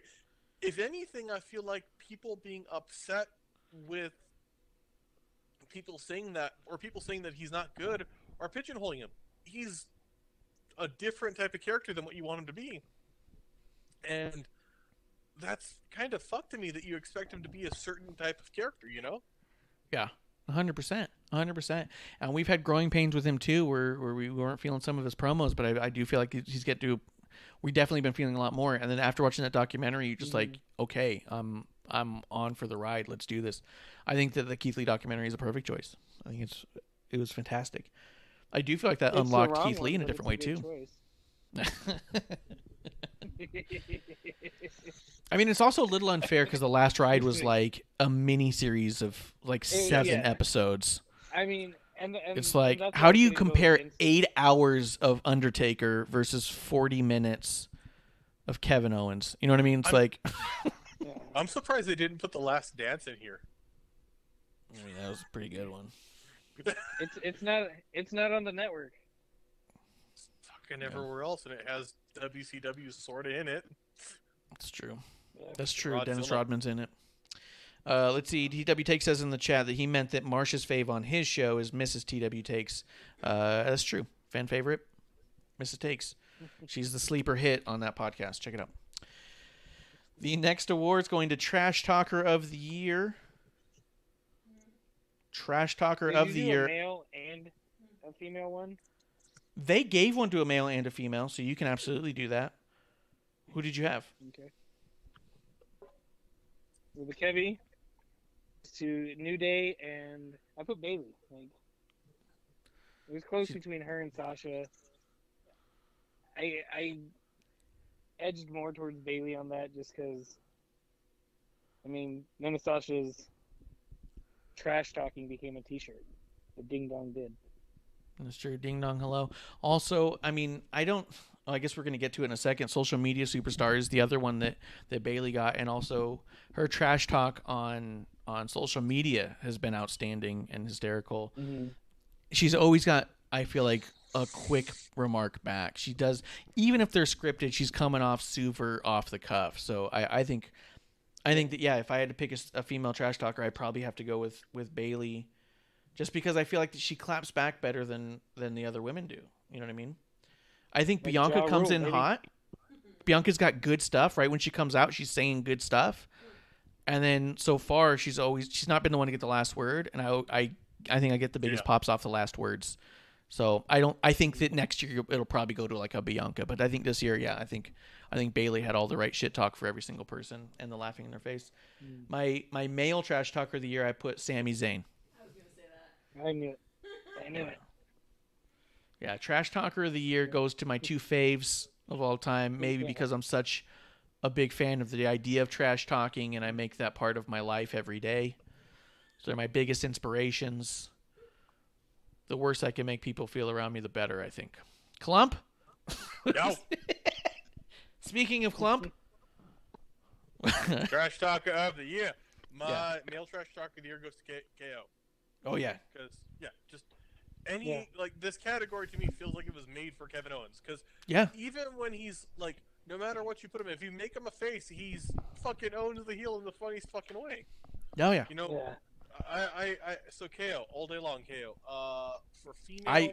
I almost went KO on that one, too. Even the NXT KO show, he wasn't even, like, the one in the thing, and he still had all the best shit-talking lines. So fucking good. So, yeah, 100%. Who do you got for female? It's gotta. I mean, Bailey's it, but I don't want to give Bailey every award of the fucking night because I know you're going to do that. I had to work against my bias and give her less awards than my gut instinct told me to. I had to remove her from some. Because I'm sure it was male superstar of the year. I can't give it to Bailey for sure enough. Mm-hmm. I'm going to say. I'll find a way. I'll say Mandy Rose. No, Mandy Rose. Yeah, Mandy Rose. Are you thinking? Well, Mandy and Sonya both had really great back and forths. Yeah, Mandy and Sonya, and I could say, you know what, Mandy and Sonya. It was short, but damn it, gone on longer, and it should have. It's unfortunate how that had to end. You know, with circumstances outside of WWE probably being a factor, but shit, they were fantastic working together. Yeah, Sonya was absolutely fire during that whole thing too. Every time she picked up a mic, all of a sudden you're like, "Oh shit, this is the Sonya we've been sleeping on." Like, 100%. That's a good pick. Let's see. The social media superstar of the year, that Slammy did go to Bailey. For me, the Marshy actually goes to Retribution on whole. I feel like their social media game has been fire on both sides of just total shit talk, total poning, noobs and plebes, but also super forward moving in that storyline that doesn't seem to get the same kind of forward moving on TV. You know what I mean? Like, how many times have I sent you clips of Ali or just a Retribution clip that's on an Instagram or a Twitter that I'm all like, this is what we should be seeing. This makes so much more sense, but then we don't get anything like it on the TV. So for me, social media, too much. It should be on the TV, but they're doing it through social media, and I think that they're killing it on social media. So I gave it to Retribution as a group. Kev? Who's the Kevvy go to? The Kevvy, same exact thing. Mustafa Ali and Retribution.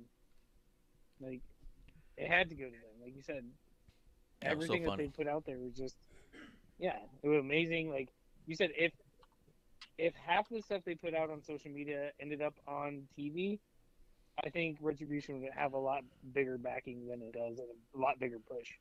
Yeah. And the Klumpy?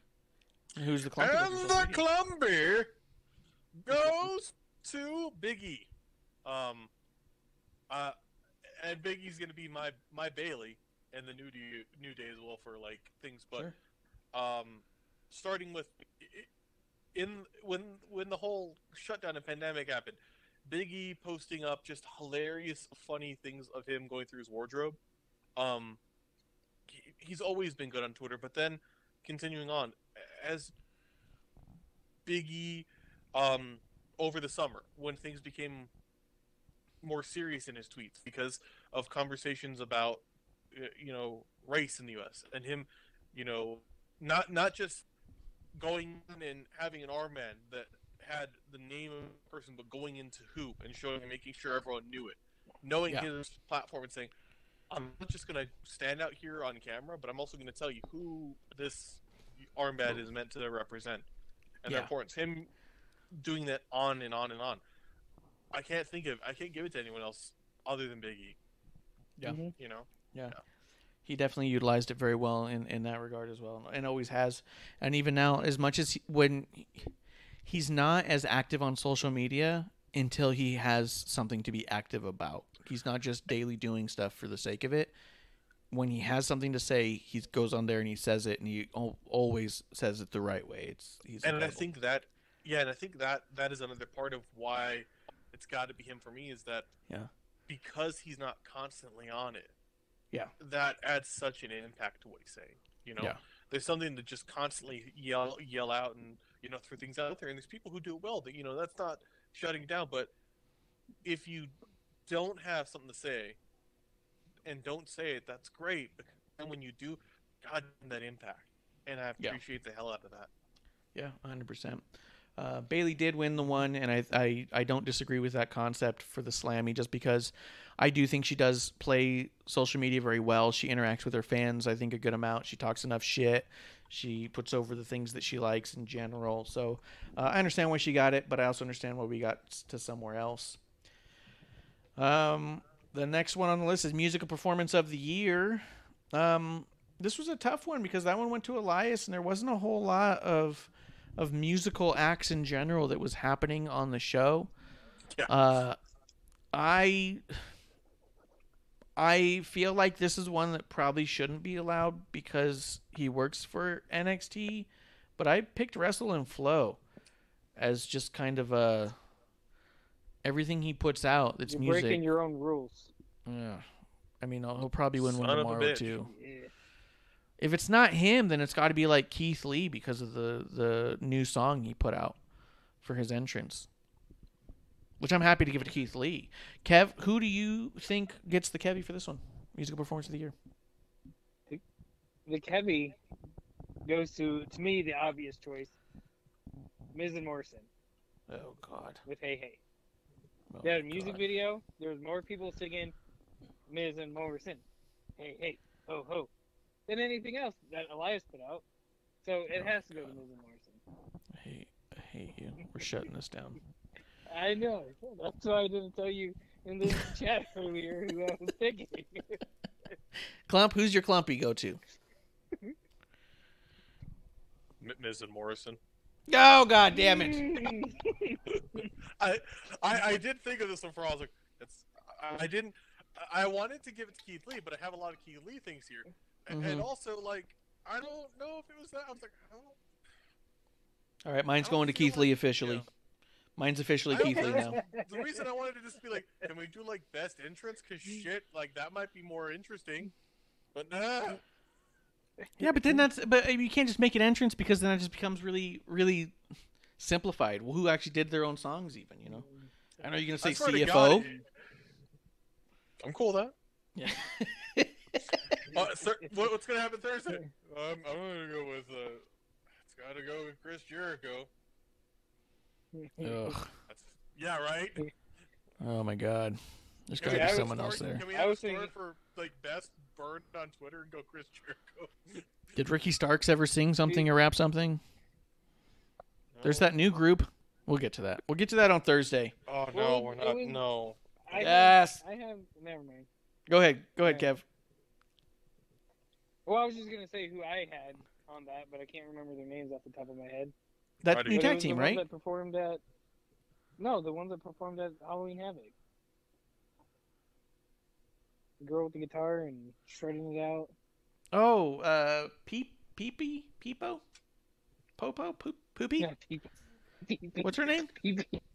Poppy. The singer, the Poppy. Yeah. I was really close with Poopy, guys. I was so close. You can't even believe how close Poopy was. Of course it's not Poopy, idiot. It's Poppy. What? You remind me of the best YouTube video ever. Guys, the next Boozies going out to most creative 24/7 pin. The Marshy here. Actually, let's start with the Kevvy, because you're so goddamn smart with your Miz and Morrison. What'd you get here? Huh? I didn't even know that this was one. I didn't see that. You didn't see that one? Yeah, that one snuck in there. But Can we Klump. call this the I don't give a shitty? I would. Yeah. I mean, I'd have to go back to my boy Gronk. Gronk, WrestleMania. yeah. Because he did the dive. Yeah, either that or the ocean, but the ocean. The ocean one, that was a pretty good one. I picked Gobbledygooker as the Marshy Award for most creative 24/7 pin. You need to quit pushing him, my friend. It's Dude, fun. Gobbledygooker is coming back, and he's coming back strong. He's already a champion of sorts. He's won the championship title as many times as future Hall of Famer Gronk. I Klump? thought- Didn't Gronk win it twice? Did he win it twice? I don't think I so. thought he did. Maybe not. Klump, who gets your most creative 24/7 pin? God, I hate this category. I think it's an acceptable I'm answer. changing mine, but go ahead. Yeah. One of the 30,000, one of the 30,000 that Akira Tozawa did. Yeah, he did a lot of neat ones. Like, if there's a positive out of this, it's like, hey, Akira Tozawa's getting TV time, and boy, he sells so well because he's so easy to throw. I just gotta appreciate him. He falls like a log, and it's incredible every time. There was a while there. Like rubber. Yeah, every time that Akira Tozawa was in a match, there was a time it was like week after week, and I was just like, he's the Kenny of Raw. Every week, it's like, oh my God, they killed Akira. The next Kenny Omega doesn't bump that well, though. That's a good point. Guys, a moment of the year. That's Now we're coming getting into from the a- bigger ones. This one, it was tough. I mean, if you try to pick a single moment, Kev, what did you have here? Now that we're getting to the big ones and bringing out the envelopes. Ooh, he's got the envelope. The Kevvy. To me, moment of the year goes to Becky Lynch announcing she's pregnant. Yeah, that was a huge moment, dude. And that changed the course of a lot of things. I mean, On Sam Roberts' podcast, he did an interview with Wade Keller, and they brought up a good point. And I don't want to pretend it was my thought because I hadn't even realized it till he brought it up. But in the WrestleMania main event from the previous WrestleMania, you had Becky Lynch, Charlotte Flair, Ronda Rousey, almost all of whom were absent after April. Up until just recently when Charlotte barely came back. They've all been gone for the majority of this pandemic and this year. It's kind of crazy when you think that there's that level of star power just missing with the women's division. It all started there with Becky, didn't start there with Becky, but Ronda didn't come back after Mania, and then Becky had her pregnancy, and it left this huge, huge shift in the women's division. So yeah, that was a big moment. I think that was a huge moment. Kev or Klump? For me, moment of the year. You threw out that one, so I'm gonna throw out Undertaker's retirement, specifically seeing them, the broken, BSK, and then also, as much as I initially thought it was hokey, the Paul Bearer tribute. Yeah. I never I don't think any of us anticipated Undertaker lasting forever. Nobody in this business lasts forever. But to see it actually happen, I mean, that had me in tears. That was a truly special moment. So that has to be my moment of the year, is Undertaker's farewell to the universe. Yeah, 100%. I think that, to me, what also ties into that moment is the 30 Days of Taker we got before that, the documentary of the Mortician about Paul Bear, the Last Ride documentary series, the 2 Broken Skull sessions. Like, to me, all of that is kind of tied up into one. Even the Brothers of Destruction documentary, where he sits down with Glenn Jacobs and they just talk shop. I think all of that kind of ties into that moment as well. So it's like we're getting all this Undertaker intake of just revisiting his whole career over and over again, and seeing it from different lights, and just getting a different level of respect and appreciation than you thought you could even have for the guy to begin with. You're like, I thought I already maxed out there, but you didn't. Mm-hmm. And then to go and see that moment, it is what it is in the arena that we got. And yeah, it was just, it was big. It was powerful. I think that was a tremendous moment as well. That was my initial gut too, but I think for me, one of the moments that we're going to see replays of for a very, very long time happened this year, and it doesn't feel like it did, but Edge returning at the Royal Rumble was a huge, huge moment. I think I had picked Undertaker, but I'm going to say Edge for this one just for the sake of diversifying it. But that was huge. I mean, I know that a lot of dirt sheets were trying to spoil that and ruin that and trying to tell everybody that it was going to happen. But I think there was, even with so many trying to, quote, confirm it, I think that the reality was there was still so much doubt in everyone's mind that it was even possible. And so the way that it played out, the way that his music hit, the fog that he walked through, just the look he had on his face when he did it, just listening to the crowd, because there was a crowd, just go ape shit, and then the whole performance was fantastic. So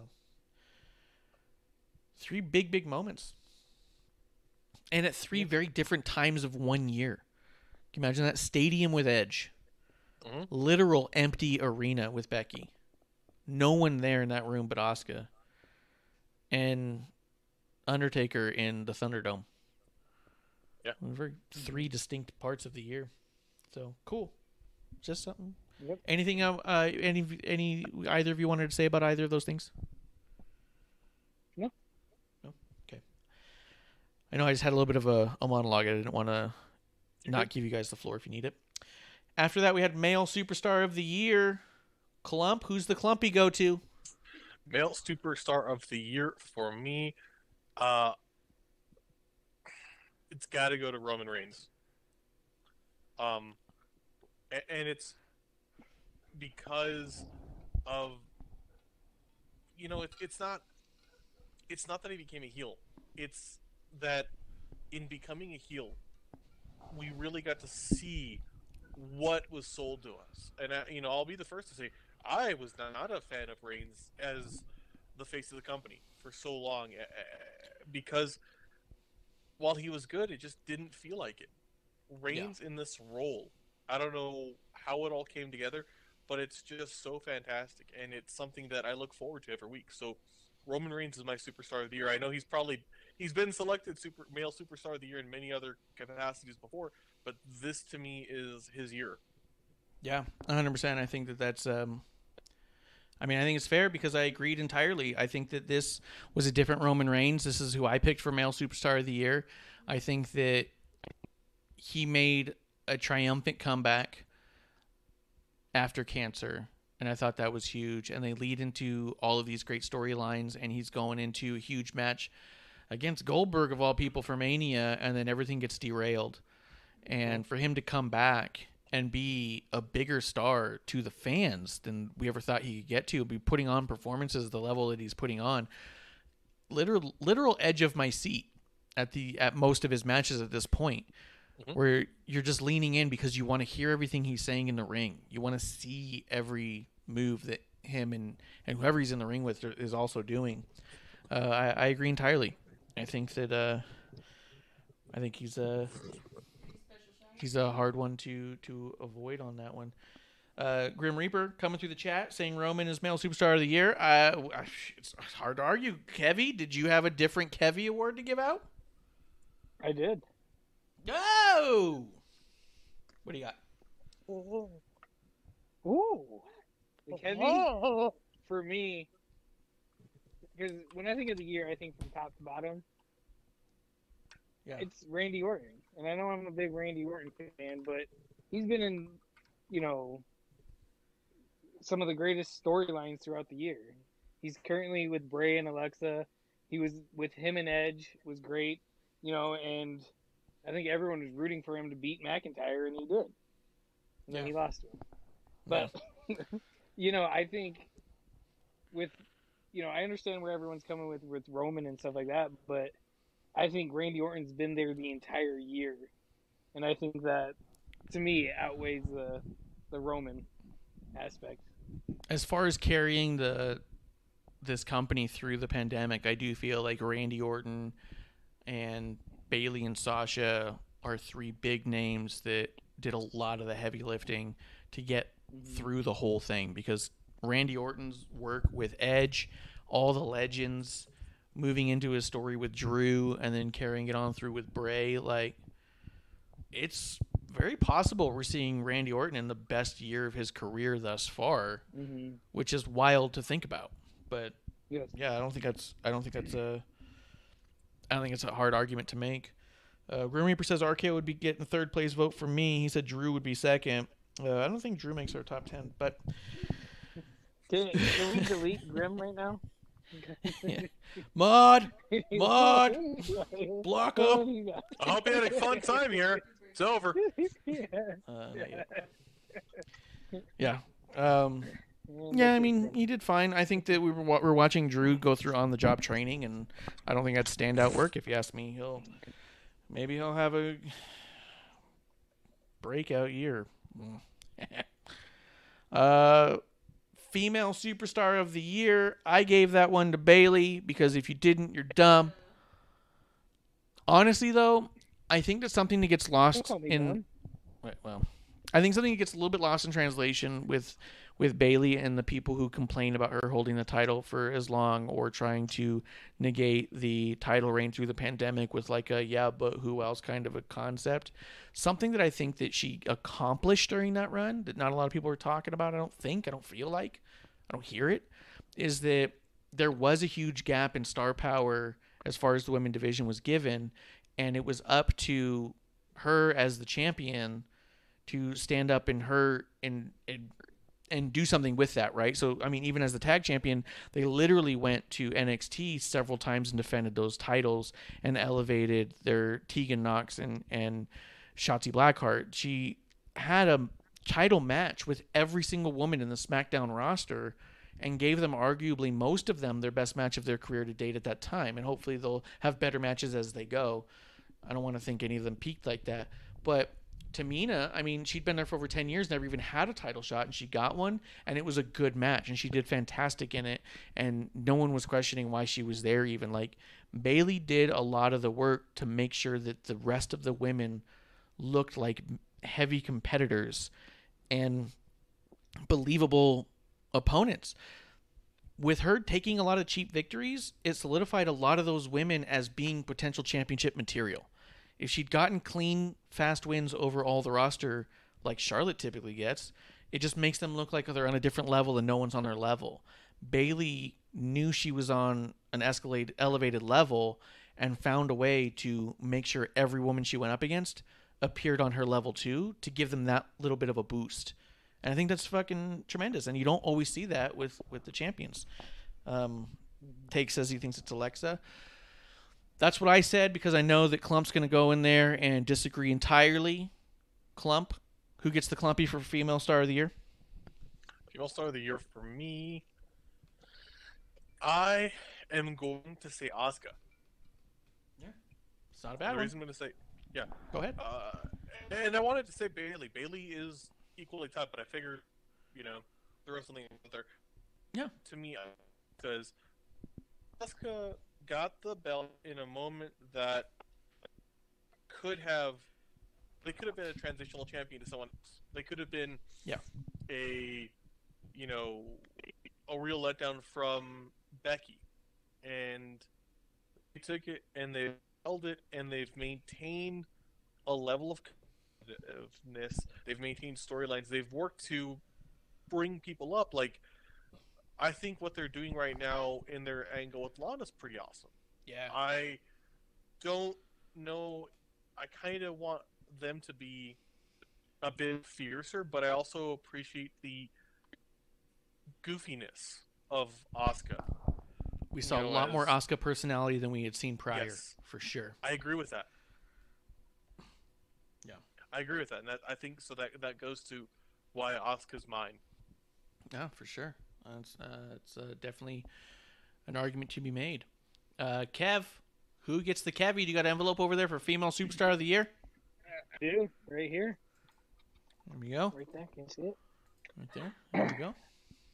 The female superstar of the year, the Kevvy, has to go to Bailey. I was going to say exactly what Marsh said, but he said it before me. I did, and I'm wearing a Bailey pin right now. It was a Christmas gift. And plus, she killed Kairi Sane and didn't go to jail. Murdered her, dude! Just Absolutely. literal capital murder. Yeah.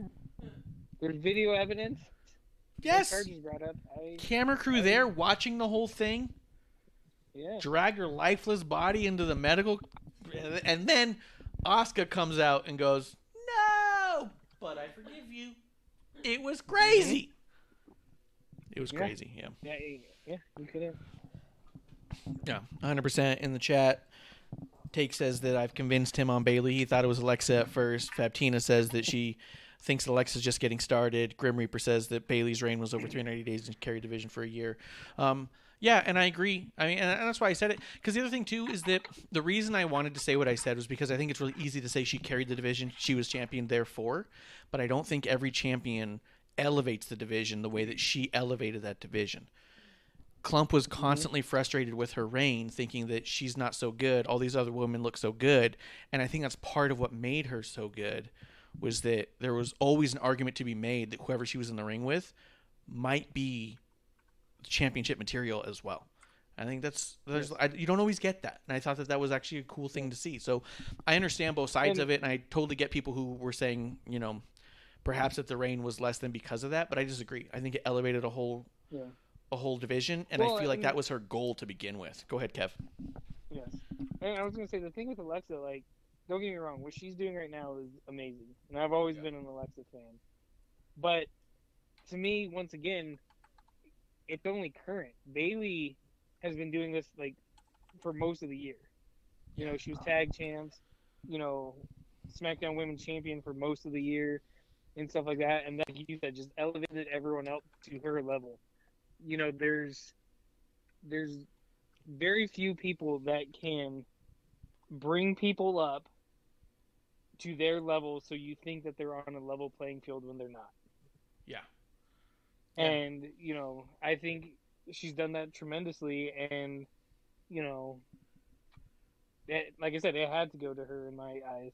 Asuka and Alexa both did great, but, what she did throughout the entire year, it had to her, in my eyes.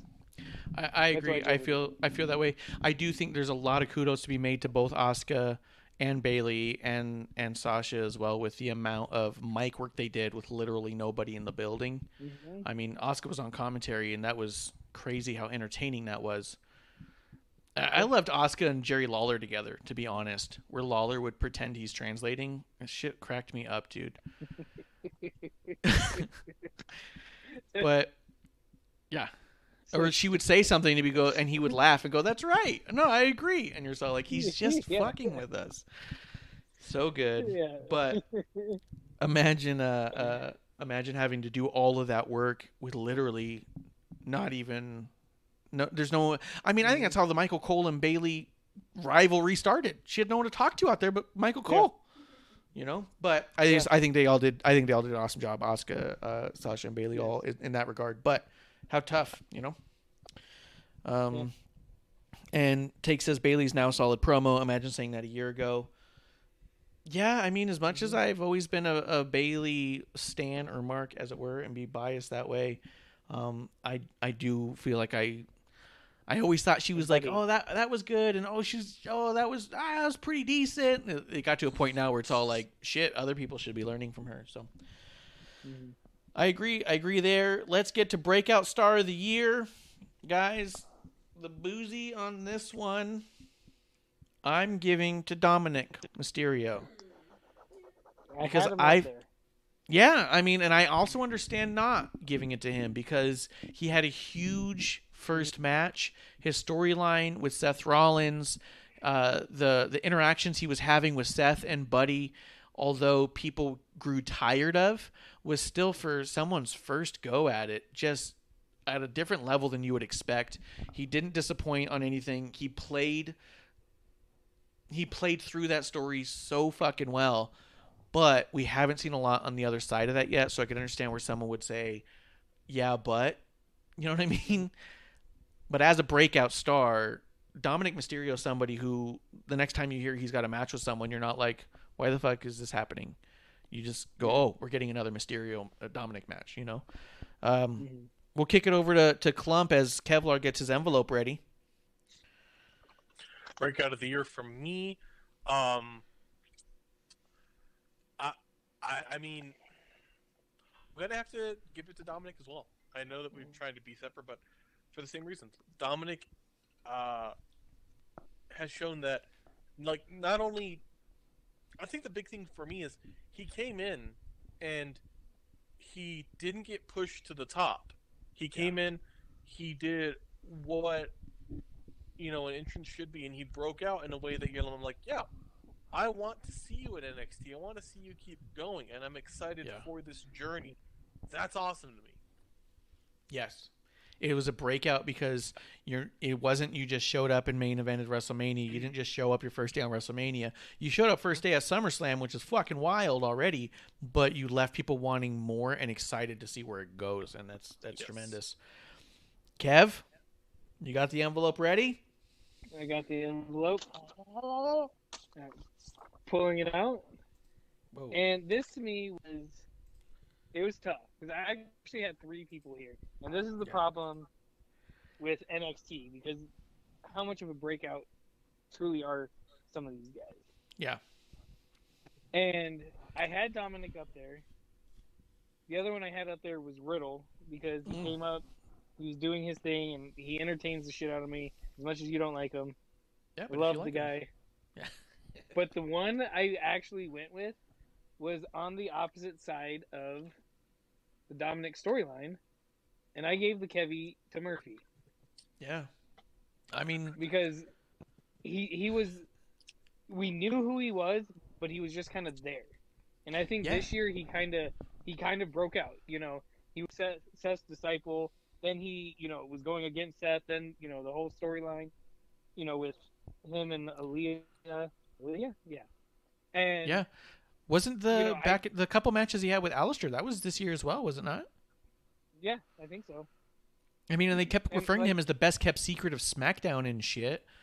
Well, yeah, you're right. As of this time, he's no longer a secret. Go ahead, Kev. But yeah, and you know, I just couldn't, like, that's why I gave it to him, because with Dominic, he came and he went really quick. Yeah.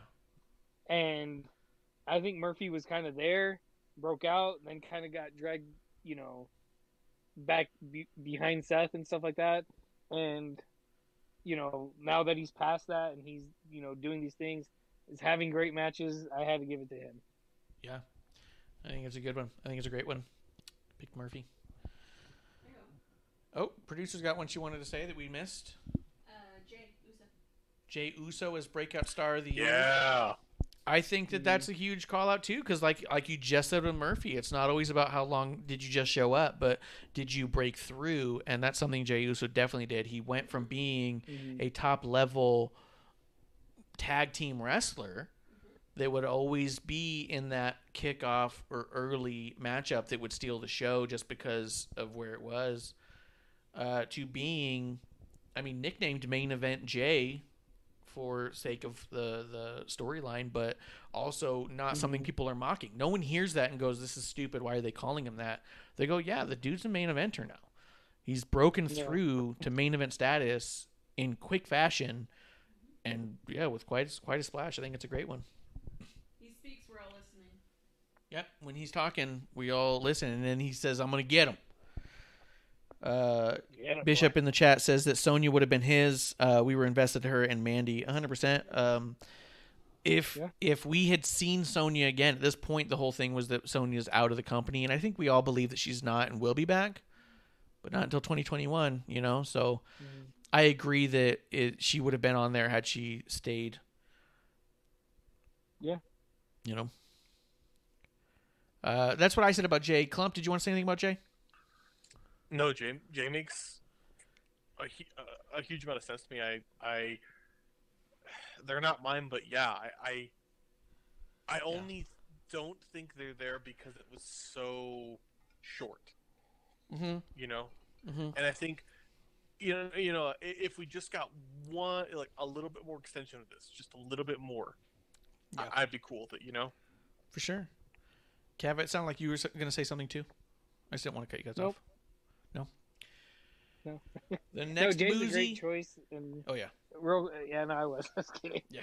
But Jay's a great choice, and the only thing that got me with Jay is, I mean, to me, and maybe it's just because I've been a fan of him, I don't think he's actually broken out, but, you know, in hindsight, yeah, he's broken out as a single star, but, you know, I've liked the Usos since the paint, since day one. You know, and Day one-ish. yeah, so that's the only reason why he didn't win Breakout with me, because he's already broken me out. Yeah. Like that. Yeah, I definitely understand. I could get both sides, but I do think it's a great call out, at least to mention that he definitely broke through. Producer, broke through. cheers on that one. Good job. Yeah, cheers to producer chiming in from time to time with the good ones. I know that I think Klump's starting to look at his watch a little bit, but I don't think these other ones are going to take as long because I think some of these are going to be kind of obvious and things we've already talked about. So, ring gear of the year, though, the Marshy, I was having a hard time with this. I think that there's a lot of really good gear that they have out there. I think I just went with the New Day, who won it, the Slammy, because their gear has been so poignant. It's been meaningful. It's been kind of deep the way that they do it. There's a lot to their gear. It's not just a really nice design with good colors. And they came out with that Gears of War actual gear to match what they look like in the video game. And man, when someone's putting that level into it, it's hard to say like, yeah, but Sasha's got really good color coordination. You know what I mean? So I went with New Day. Klump, who'd you go for on this one? Kevlar, get your envelope ready. Klump, hit it. I'm gonna go do New Day and the Hurt Business for same reason, and it kind of builds off you. The New Day, and this goes to Big E too. The gear, and then utilizing the gear to send message, using armbands to reference people and people that have been, whether they be killed at the hands of police, or civil rights figures who've passed on, or performers within WWE or wrestling overall that passed away, and the Hurt Business as well.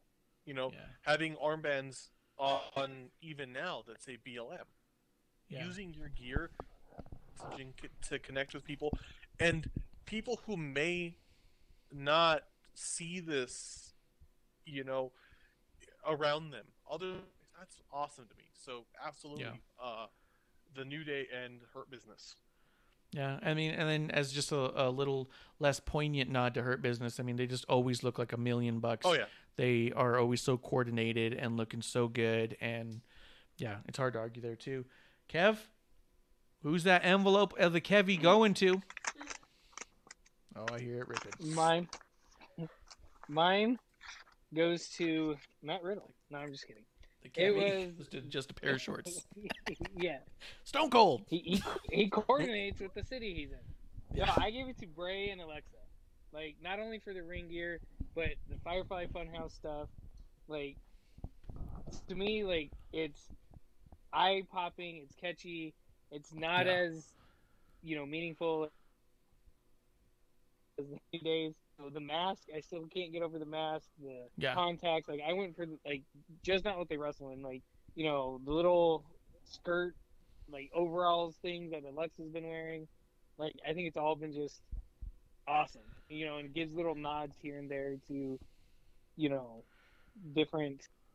What do I want to say? Like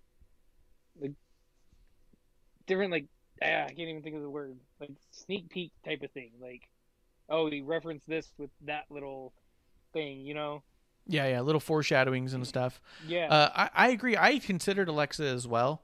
And Bray, obviously, he's had that look for a bit, but it's still such a solid, eye-grabbing, noticeable thing. But even in the Funhouse, when they change all the time. Yeah. When they make the changes. Mad Hatter stuff, and yeah. Yeah, and I do think that, Alexa's done a really tremendous job of looking like different, throwing a little bit of cosplay in there as little teasers, and her different versions of the overalls and those new designs. I think it's been awesome. And then the way she even figured out a way to wrestle in one of them was so cool, like wearing shorts underneath it. I think it's reasonable. My honorable mention, real quick, was Sheamus, because his little Irish fighter getup. Oh, I love that. Oh yeah, his new look when he's not wrestling. Yeah, Sheamus's new look is a good honorable mention. Well, even when he did the barroom brawl with Jeff Hardy, like. Oh yeah, for sure. Oh, that's fucking badass. Yeah, that was a good look. Anyway, go ahead. I'll give you that too. Return of the year. I'll just throw it out there. I mean, in the Slammies, they were asking about Edge, Roman, MVP, Goldberg, and Sami Zayn. Where there's, so I'm just throwing those out there as concepts to give people an idea. I mean, I went with Edge for the obvious reasons we were already talking about. All of the things I just said about Edge earlier, I had to give another one to Edge. Klumpy, who's your Klumpy? What was the Return of the year. Return of the year. Return of the year. MVP. That's hard to argue, man. Tremendous return. As much as I want to throw it to Edge, and Edge's return was, as an initial thing, more impactful, I feel MVP has had more staying power, and it showed, like, I'm not going anywhere. And I'm like, yeah, I'm not. And what's remarkable about that is he was supposed to not be there. He'd even said... It was supposed to be a one-off. Yeah, he was just supposed to do the Rumble, and then he asked if he could do a match with Mysterio as his final match on Raw, so he could have a match in front of his son, and they allowed him to do that, and he said, I'm definitely done, and then he went on interviews and said, I'm definitely done. He goes on to become a producer backstage, and next thing you know, he's doing his talk show, his MVP Lounge, and then he's managing, and then he's wrestling, and then he's winning a title, and now he's heading a faction, and, like, yeah. The run MVP's having is arguably the best run of his career as well, I think. Mm-hmm. So it's hard to argue, Klump. I think you did a great job on that one. Yeah. Didn't mean to step on your feet on that one a little bit. Nah, you're good, dude. Kev, who's the Kevvy go to? Kevvy? Yeah. Kevvy goes to, because I called it, Charlotte. No, I'm just kidding. It definitely Edge. Like, that was amazing. Just because that moment. Return like you said, he, like, got choked up and the crowd lost their shit, and he's just, like you said, when he goes through the fog and he, like, looks around and he's just taking it all in. That was awesome. And there was speculation MVP's return or comeback. They lost me because at Minute Maid they had his stuff up on the jumbotron, so somebody from across the street from the parking lot took a picture of it. So it was like, oh, MVP's coming back. It's cool. Everything he's done has been great. But it wasn't like so dumb a holy shit moment. Like, oh my god, he is back. That's true. Even though I was surprised by it because I didn't see that anyways, I didn't feel like, holy shit, it's MVP. I was just like, oh, that's cool, it's MVP. But he turned it into something big, like Klump said. Yeah. And truthfully, I never liked MVP until this year. Yeah. No, I'll be on. I'll admit that as well. I wasn't a big MVP fan until this year. That does lead into the next category, Tag Team of the Year. And I say that because to me, I gave Tag Team of the Year to the Hurt Business for all the reasons we were just kind of talking about. Klump, who did you have for Tag Team of the Year? Tag Team of the Year for me. I went with the New Day. I had the Hurt Business there as well, but got to be the New Day. Just in and out of the ring. New Day for me. Yeah, they're a favorite. Yeah, they've been next level human beings this year. I do understand the golden role models being in there, but Sasha and Bailey, as we've talked about, they did a lot. I also think that, to me, they're an honorable mention if they didn't win the Kevvy, because they're the only tag team that really tours those tag team titles the way that we always were told they would be. They're the only ones that keep showing up to NXT and that were showing up on Raw and SmackDown regularly. And as tag team champions during the true empty arena era, they were on literally every show for months and doing a bang-up job of keeping it entertaining. So it's hard to not say them, but I gave it to Her Business. Kev, who does the Kevvy of the year go to the tag team of the year? The tag team Kevvy goes to, for the year, New Day as well. Like, you just can't argue with them. Yeah. Like, everything that they do turns to gold. They're like King Midas. And I'm just glad none of us picked the Street Profits. Yep. That was a relief. Close call. The next one is Rivalry of the Year. I went with Bailey and Sasha. The Marshy goes to Bailey and Sasha because of all the things we just talked about. To me, 2020 was the year of Bailey and Sasha, and so their rivalry, to me, also includes their tag team time because it led into all of that, which is why I picked them. Klump, who does the Klumpy rivalry of the year go to? Rivalry of the year. Wow. Rivalry of the year for me, it gotta be Edge and Randy, as much as I wanted to be something else. Oh yeah. Or Drew and My Sanity. Yeah. Drew's been No, driving that's a me mental. one-sided battle. Drew's been winning that shit. Yeah. Nonstop. That's a squash match. But yeah, Edge and Orton, for all the things we talked about, incredible work from both of them. Kev, rivalry of the year. I once again went with Klump and Randy and Edge. Amazing. They fucking kicked ass. Yeah. And, you know, like I said, if it wasn't for Edge getting hurt, like, what else could they have done? Yeah. And, you know, and no disrespect to Bailey and Sasha. They did a great job with everything, but whew, Randy and Edge.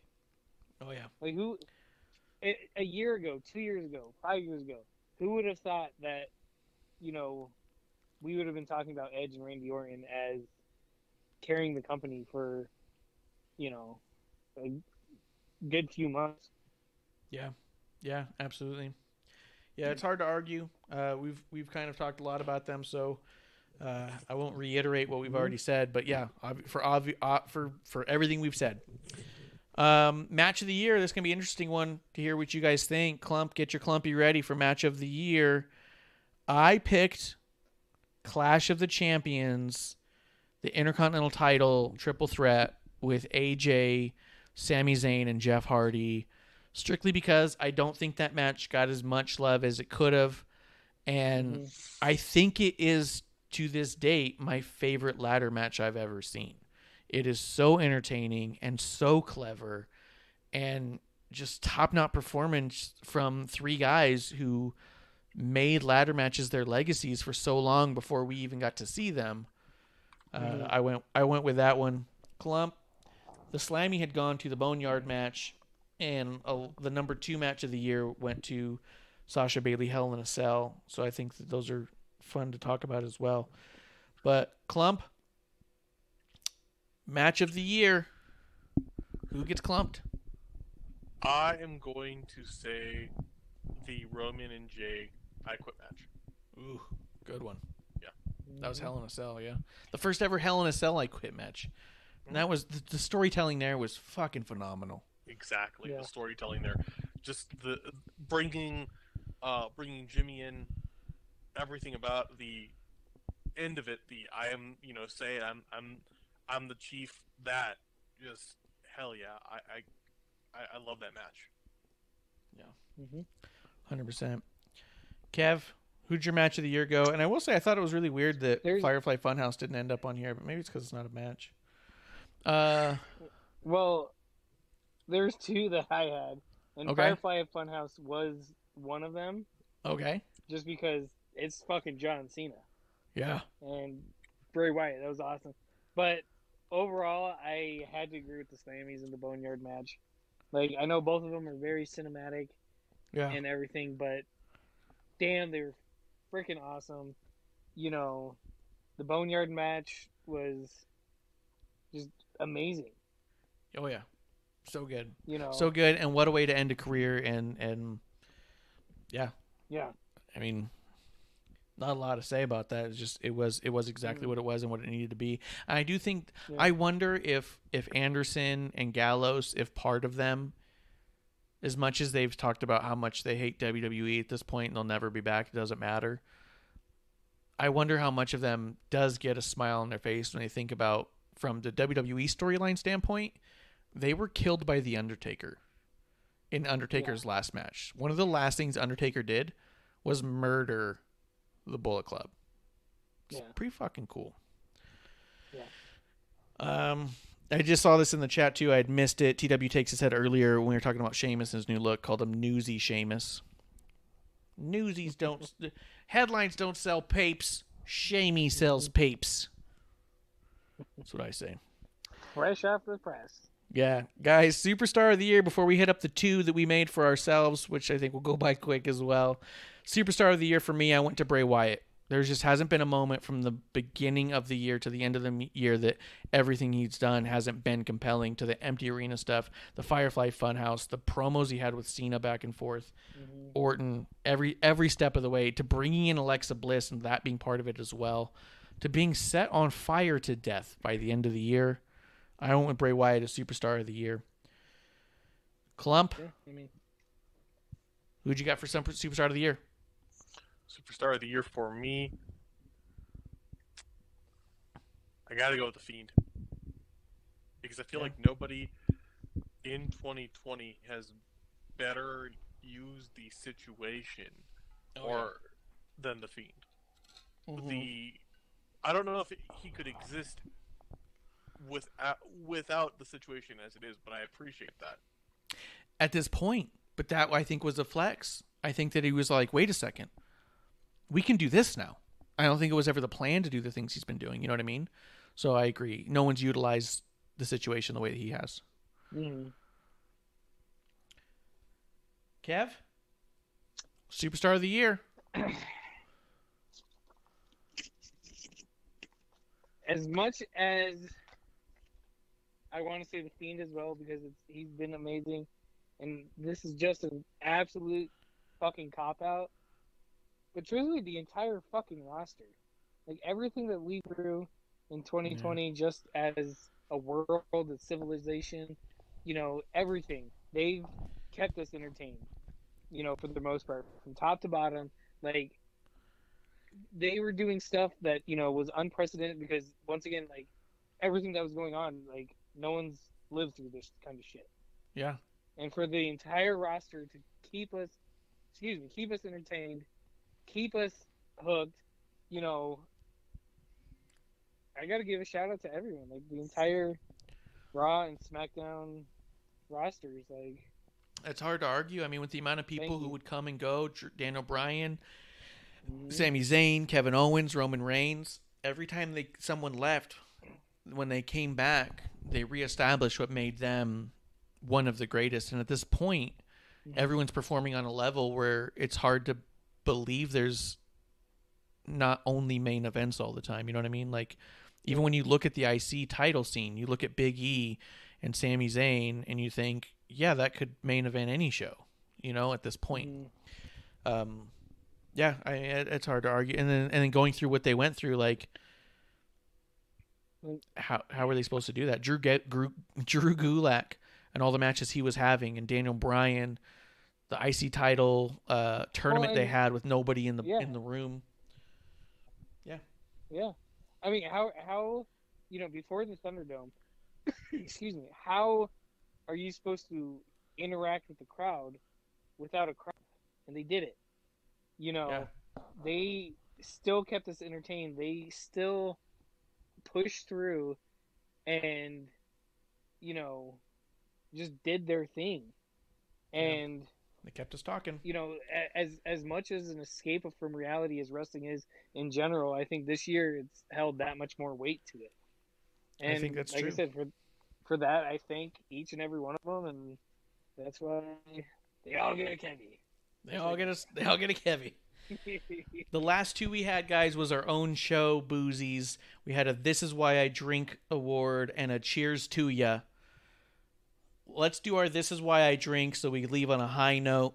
For me, my This Is Why I Drink Boozy Marshy award goes to Drew McIntyre, the champion of 2020, keeping me drinking his matches away. Klump, tell me why you drink. I had Drew as well. Yes, Drew McIntyre. 2-time. But I'm also going to throw out Otis and Heavy Machinery. Ooh, I mean, that's been tough. It's been a tough pill to swallow. Because it's been such a fall down, and I feel like, oh, well, you know, okay, we're taking the money in the bank thing off of him. Maybe it's not worked out. I get it. Maybe it's a bit too much too quickly. But then we're pulling Tucky away, and I'm like, oh, fuck. It's been a lot of highs and lows. Yeah. And I didn't like it when they switched from Heavy Machinery to the whole blue collar solid idea, because it just felt weird to me and kind of pandering. Yeah. I'm hopeful for the Chad Gable thing, but also kind of worried that it's just not going to work.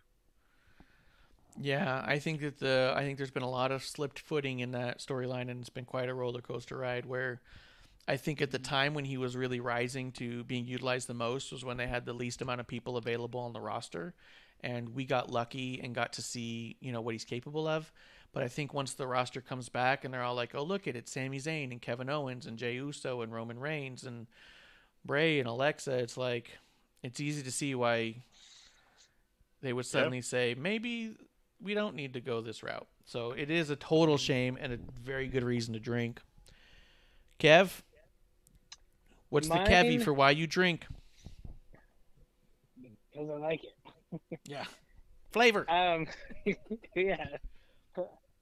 My Kevvy for this goes to basically anything Drew has done all year. It's a sweep from all of us, but mostly goes to the ambulance match. Yeah. I've never seen a world championship match in wrestling history that made the champion look so damn weak when he's supposed to be this big, strong dude. He needed the help of 4 or 5 legends. Yeah. And he still barely won. Yeah. It made Randy Orton look like $1 million. So yeah. Yep. So Drew McIntyre with the sweep. He's why I drink. Guys, and then the final one we're going to give out is the Cheers to Ya. For me, because I didn't pick him for some of these other ones that definitely he would have been a fine fit for, I picked Kevin Owens and everything he does, because every time he does anything on TV, it's a big old cheers, a smile, and a laugh, because that guy is absolutely tremendous, like we said earlier. Klump, cheers to ya. Who gets the Klumpy for giving you some of the biggest smiles of the year? WWE overall. Yeah. Because, and more specifically, trying things. Not everything that they've done in this year's work, not everything's been super exciting, but they've tried so much, and I've been like, you know what, this is fucking great. I like this. I've loved, you know, the Thunderdome. I've loved the empty arena, the silliness. I've loved, you know, just everything they've tried. You know, not been a big fan of Raw Underground. Not a huge fan of Otis. Not a huge fan of Drew, but I appreciate the effort, you know? Yeah. And for a company that gets a lot of flack for not trying things and not, You know what I mean? It really is. And for being so staunch and down the line and, oh, it's Vince's way or no way and all this, you are seeing a huge amount of attempt at growth and trying a lot of things that they don't come off as just panic reactions. They come off as honest tries. Like Raw Underground they really gave it a go. And to be honest, I wouldn't be surprised if it came back at some point, because I don't think it was a total failure by any means. But it wasn't like the electric chair segment where they literally took an office chair and put wires around it and put it in the middle of a ring and turned off the house lights. This was honest effort, the Underground. So they put a lot out there to try new things. I think it's a great one. Kevvy, close us out. What is your Kevvy Cheers to Ya award? The final boozy of the night. Cheers to ya. I'm going with Kevvy. I'm just in general, just Becky Lynch. Yeah. Like, at the beginning of the year, she was still top of her game, amazing. She, her career, if you will say, got derailed by starting a family. And, whenever that happens, you got to give it to her. She had a fucking baby. Yeah. And little Rue should be proud of her mom, but... Yeah, to Becky Lynch. Yeah. And cheers to you. Cheers. Yeah, that was a big decision she had to make, and it was awesome to see someone make such a personal decision in an industry where we constantly hear about the sacrifices. It's nice to see someone take a little bit back, and deservedly so. You know what I mean? So yeah, absolutely. I think Becky Lynch is a great one. I think WWE is a great one. I think Kevin Owens is a great one. I think we had a pretty good year. We will be back on Thursday to do another episode 1, because this is Wrestling on the Rocks, where every show is our first show. We're going to give out a more collective grouping. I think the three of us will be messaging throughout the day tomorrow and probably still the morning of Thursday to finalize one group, one list of AEW winners and NXT winners of these same categories, unless we decide to vote one out because it just doesn't make sense. Yeah. And if that's the way of it, that's the way of it. Guys, thank you so much for coming through, checking out the Boozies, saying goodbye to the great Luke Harper, Brody Lee, Jon Huber, whatever you want to call him. Everyone called him a good friend and a great family man. Guys, I think that's last call. Guys, have a fantastic night. Cheers. Cheers. We'll see you on Thursday for another episode 1 here at Wrestling on the Rocks. Hey, producer lady here. Thanks for tuning in. Continue to support us or buy us a drink by following and putting the I in subscribe on Twitch. Or subscribe and review our podcast on Apple Podcasts or wherever you listen to us. Cheers! I would never have a drink with Wrestling on the Rocks.